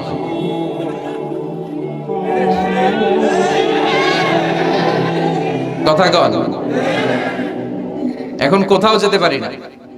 আজকে এয়ারপোর্ট থেকে আসার পথে, এয়ারপোর্ট থেকে বের হইতে লাগতেছে আধা ঘন্টা। লোকজনের দাবি হচ্ছে হুজুর সেলফি তুলবো, সেলফি তুলবো, তাও বিভিন্ন অঙ্গভঙ্গি করে, এরকম মুখ বাঁকা করে, এরকম হাত বাঁকা করে। আমি বললাম কি স্টাইল? এটা গ্যাংনম স্টাইল। আছে না নাই? তো এগুলো লৌকিকতা যেন না হয়। এটা তো দিনের দাওয়াতের একটা সেক্টর, একটা প্ল্যাটফর্ম। এখানে ভুইগড়ের যিনি সবচেয়ে বড় খতিব সাহেব হুজুর, উনি আসলেই চলবে। বড় আলেম উনি আসলেই চলবে। পাবনা জেলার বড় আলেম পাবনায় কথা বলবে, আর অন্যান্য জেলার যদি সুযোগ হয়। কিন্তু এমন ভাবে এটারে আমরা একটা আক্রমণাত্মক জায়গায় নিয়েছি। একটা ডেটের জন্য মানুষ সিআইপি ভিআইপি দিয়ে ট্রাই করে, এটা ঠিক না। এই টেন্ডেন্সি থেকে আমরা যেন বেরিয়ে আসি। আমরা, আমাদের দরকার ইখলাস। কি দরকার? ইখলাসের বড় অভাব। আবার মাহফিলে গেলে আমাদেরকে অনেক ক্রাইটেরিয়া দেয়, বলে হুজুর আপনার কিন্তু আজকে কাঁপাইতে হবে। আমি আসছি কোরআন থেকে কথা বলতে, এখানে কাঁপাকাঁপি হলে তো ভূমিকম্প হয়ে যাবে। কথা বলে। আবার বলে হুজুর আপনার কিন্তু আজকে জমাই দিয়ে যাইতে হবে। কি করতে হবে? জমাইতে হবে। তো এগুলোর সাথে ইখলাসের কোনো সম্পর্ক আছে? আবার বলে হুজুর কেউ যেন না ওঠে, আপনার কিন্তু ধরে রাখতে হবে। মানে আমনে করে সবাইরে ধরে রাখতে হবে, পাও ধরে থাকে। এগুলোর সাথে হেদায়েতের কোনো সম্পর্ক? এজন্যই তো সমাজে হেদায়েত নাই। মাহফিলের পরে মাহফিল হয়, ফজরের নামাজটা ঠিকমতো হয় না। হেদায়েত শূন্য, হেদায়েত নাই, ইখলাস নাই। কি উদ্দেশ্যে শুনতেছি এটা যেন খেয়াল করে আমল করতে পারে, এই টেন্ডেন্সিটা নাই। আসুন আমরা একটু থামি। স্টপ, থামেন, অনেক হয়েছে। আন না। ইসলাম কি বলে, কি শিখাতে চায়, কি বুঝাতে চায়, ওইটা বোঝার চেষ্টা করুন, ওইভাবে মানার চেষ্টা করুন। কে কি বললো দেখার দরকার না, এত লোক জড়ো হওয়ার দরকার নেই। আজকে যদি চ্যানেল একটাও না থাকতো, 10 জন বসে যদি আমার কথা শুনতো, কোনো সমস্যা আছে? কথা বলেন। এজন্য হেদায়েতটা সবচেয়ে বেশি জরুরি, ইখলাসটা জরুরি। আল্লাহর প্রতি ভয়, আস্থা, ভালোবাসা, এটা বেশি জরুরি। আল্লাহ তুমি ইখলাস দিয়ে আমাদের হৃদয়টাকে পূর্ণ করো। তাহলে এই যে লোক যে চেয়ারে বসার যোগ্য না, ওই লোক যদি ওই চেয়ারে বসে, কিয়ামতের আলামত আছে না নাই? চেয়ারম্যান হওয়ার যোগ্যতা যদি না থাকে, যদি চেয়ারম্যান হয়ে যায়,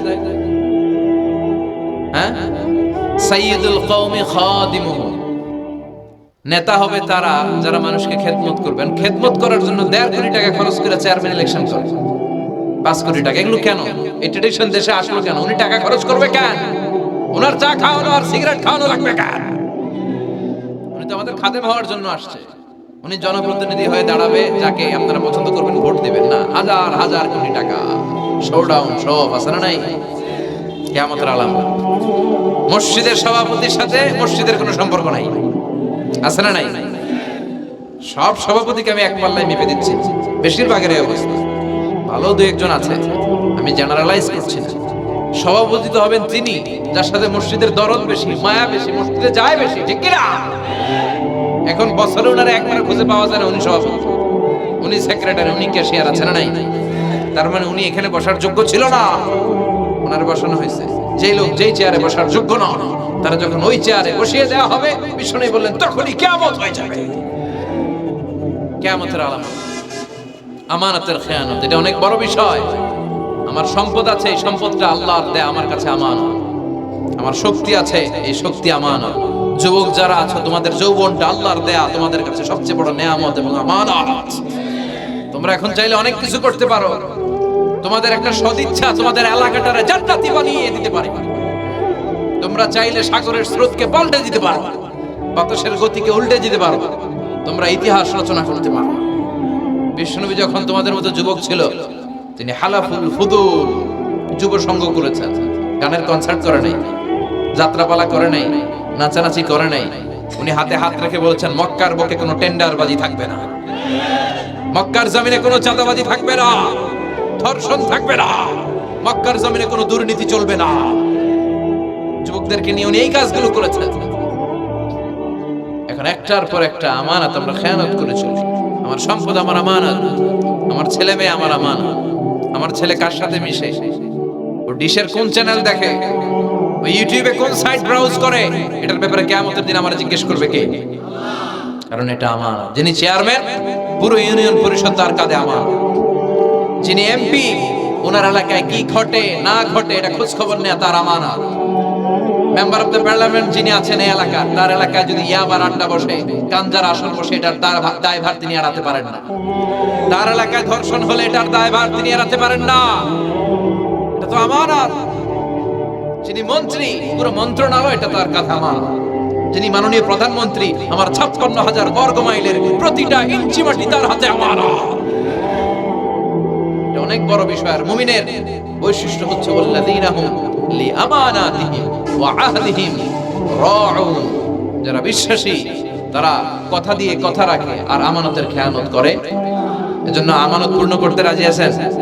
যেখানেই আমানত নষ্ট হবে সেখানেই কিয়ামতের ভয় আছে না নাই? দেখেন বিশ্বনবী কত চমৎকার করে দার্শনিকের মতো বলে গেলেন, যাই বলে গেলেন তার পুরোটাই সমাজের সাথে মিলে যায়।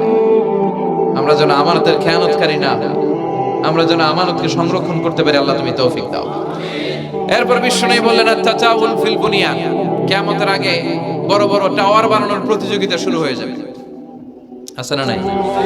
আজকে নারায়ণগঞ্জে ঢুকে, এটা যে নারায়ণগঞ্জ এটা আমি চিনতেই পারতেছি না। এত সুন্দর হাইওয়ে, এত বিল্ডিং, বিশাল বিশাল টাওয়ার, আগে ছিল এগুলো? কথা বলেন। আরব বিশ্বে দেখবেন বুর্জ আল খলিফা, জমজম টাওয়ার, এই টাওয়ার ওই টাওয়ার, একটার পর একটা টাওয়ার। বিশ্বনবী বললেন কাবার পাশে যে পাহাড়গুলো আছে, শুনতেছেন? মনোযোগ আছে? কষ্ট হচ্ছে না তো?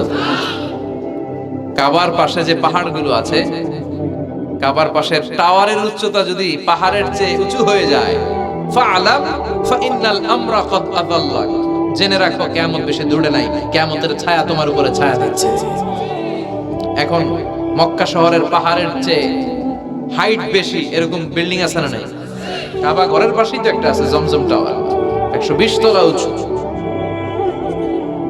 দি মক্কার ক্লক টাওয়ার 120 তলা, বিশাল বড় ঘড়ি লাগানো, এগুলো সব কিয়ামতের আলামত। ওর 5 তলা, আমার লাগবে 10 তলা। ওর 2টা গাড়ি আছে, আমার লাগবে 4টা গাড়ি। ও তাহাজ্জুদ পড়ে, আমারও যে পড়তে হবে ওই টেনশন নাই। ওর মেয়ে হেজাব পরে, আমার মেয়েটারও হেজাব পড়াবো ওই চিন্তা নাই। ওর ছেলে নামাজে যায়, আমার গাঞ্জা খোট্টারও নামাজি বানাবে এই টেনশন করে না। খালি সম্পদ কেমনে বাড়াবে, দুনিয়াবি চিন্তা। এই পৃথিবীটা একটা ধোঁকা। ভুইগরের ভাইরা, এই পৃথিবীটা একটা ধোঁকা। একটু থামেন, sit down and think about death. মৃত্যু সম্পর্কে ভাবেন। The most certain thing in our life is death. আমাদের জীবনের সবচেয়ে সুনির্দিষ্ট নিশ্চিত বিষয়টা হচ্ছে মরণ। মরা লাগবেই, চলে যেতে হবে, ঠিক কিনা? কিন্তু এই দুনিয়ার মায়াজালে আটকে পড়ে আমরা আখিরাতকে, মৃত্যুকে বেমালুম ভুলতে বসেছি। বিশ্বনবী বললেন কিয়ামতের আগে মানুষের এই টেন্ডেন্সি হবে, মানুষ বড় বড় ইয়াতাতাওয়ালুনা feel বুনিয়ান, people will start to compete constructing high rises building in the cities. সমাজে বড় বড় টাওয়ার বানানো শুরু করে দেবে। এটা আছে না নাই? এরপর বিশ্বনবী বললেন যুহুরুন নিসা আল কাসিয়াত আল আরিয়াত আল মাইলাত আল মুমিলাত, কিয়ামতের আগে পোশাক পরিহিতা নেকেট উলঙ্গ নারীদের সংখ্যা বেড়ে যাবে। দুই ঘরে মাশাআল্লাহ সব পর্দা মেইনটেইন করে আসে। হ্যাঁ, স্থানীয়রা পর্দা করে, আলহামদুলিল্লাহ, আল্লাহ তুমি কবুল করো। কিন্তু গোটা বাংলাদেশের দৃশ্য কি ভুইঘরের মতো? না, ভয়ঙ্কর। বিশ্বনবী বলেন কাসিয়াত আল আরিয়াত আল মাইলাত আল মুমিলাত, পোশাক পরিহিতা উলঙ্গিনী, মানে বোরকাও পড়বে, বোরকাওয়ালি। তিনি বোরকা পড়েন কিন্তু টাইট ফিটিং বোরকা, আছে না নাই? তো এতে আপনি, আমার মায়েরা, আমার বোনেরা, আমি আপনাদেরকে সবসময় সম্মান দিয়ে কথা বলার চেষ্টা করি, একটু বোঝেন। এই যে আপনি টাইট ফিটিং এর বোরকাটা পরলেন, এতে লাভটা হলো কি? আপনার দেহের উঁচু নিচু ভাঁজ টের পাওয়া যায়, আপনার সৌন্দর্য প্রকাশ পেয়ে যায়। হেজাব আল্লাহ এমনি এমনি দেয় নাই, যার সম্মান বেশি ওটার প্যাকেট বেশি। কথা কয়? ডায়মন্ডের আংটি ওই রাস্তার মধ্যে বিক্রি করে না? স্বর্ণের আংটি না, ওইটা স্পেশাল মার্কেটে বিক্রি করে। কোন মার্কেটের সামনে পুলিশ রাইফেল নিয়ে দাঁড়ায় থাকে না, কিন্তু স্বর্ণ মার্কেটের সামনে রাইফেল আছে না নাই? ভিতরে স্পেশাল সিকিউরিটি আছে না নাই? গ্লাস ফিটিং করা, ওইখানে সিকিউরিটি আলাদা স্পেশাল লকার আছে না নাই? কারণ এটার দাম বেশি, তাই এটার পর্দা বেশি, প্যাকেট বেশি। সুবহানাল্লাহ পড়েন। নারীদেরকে তো ইসলাম মর্যাদা দিয়েছে। বিষ্ণু বলেছেন, দুনিয়া কুল্লুহা মাতা ওয়া খায়রু মাতা'আদ দুনিয়াল মারআতুস সালিহা। দুনিয়ার সব হলো সম্পদ, আর এই সব সম্পদের মধ্যে সবচেয়ে দামি সম্পদ হচ্ছে নেককার নারী। এদের পেটগুলা খনি। এই নেককার নারীগুলো যদি হিজাব মেইনটেইন করে, এই পেটগুলো থেকে আল্লাহওয়ালা বেরোবে, নাজমুস সাকিব বেরোবে।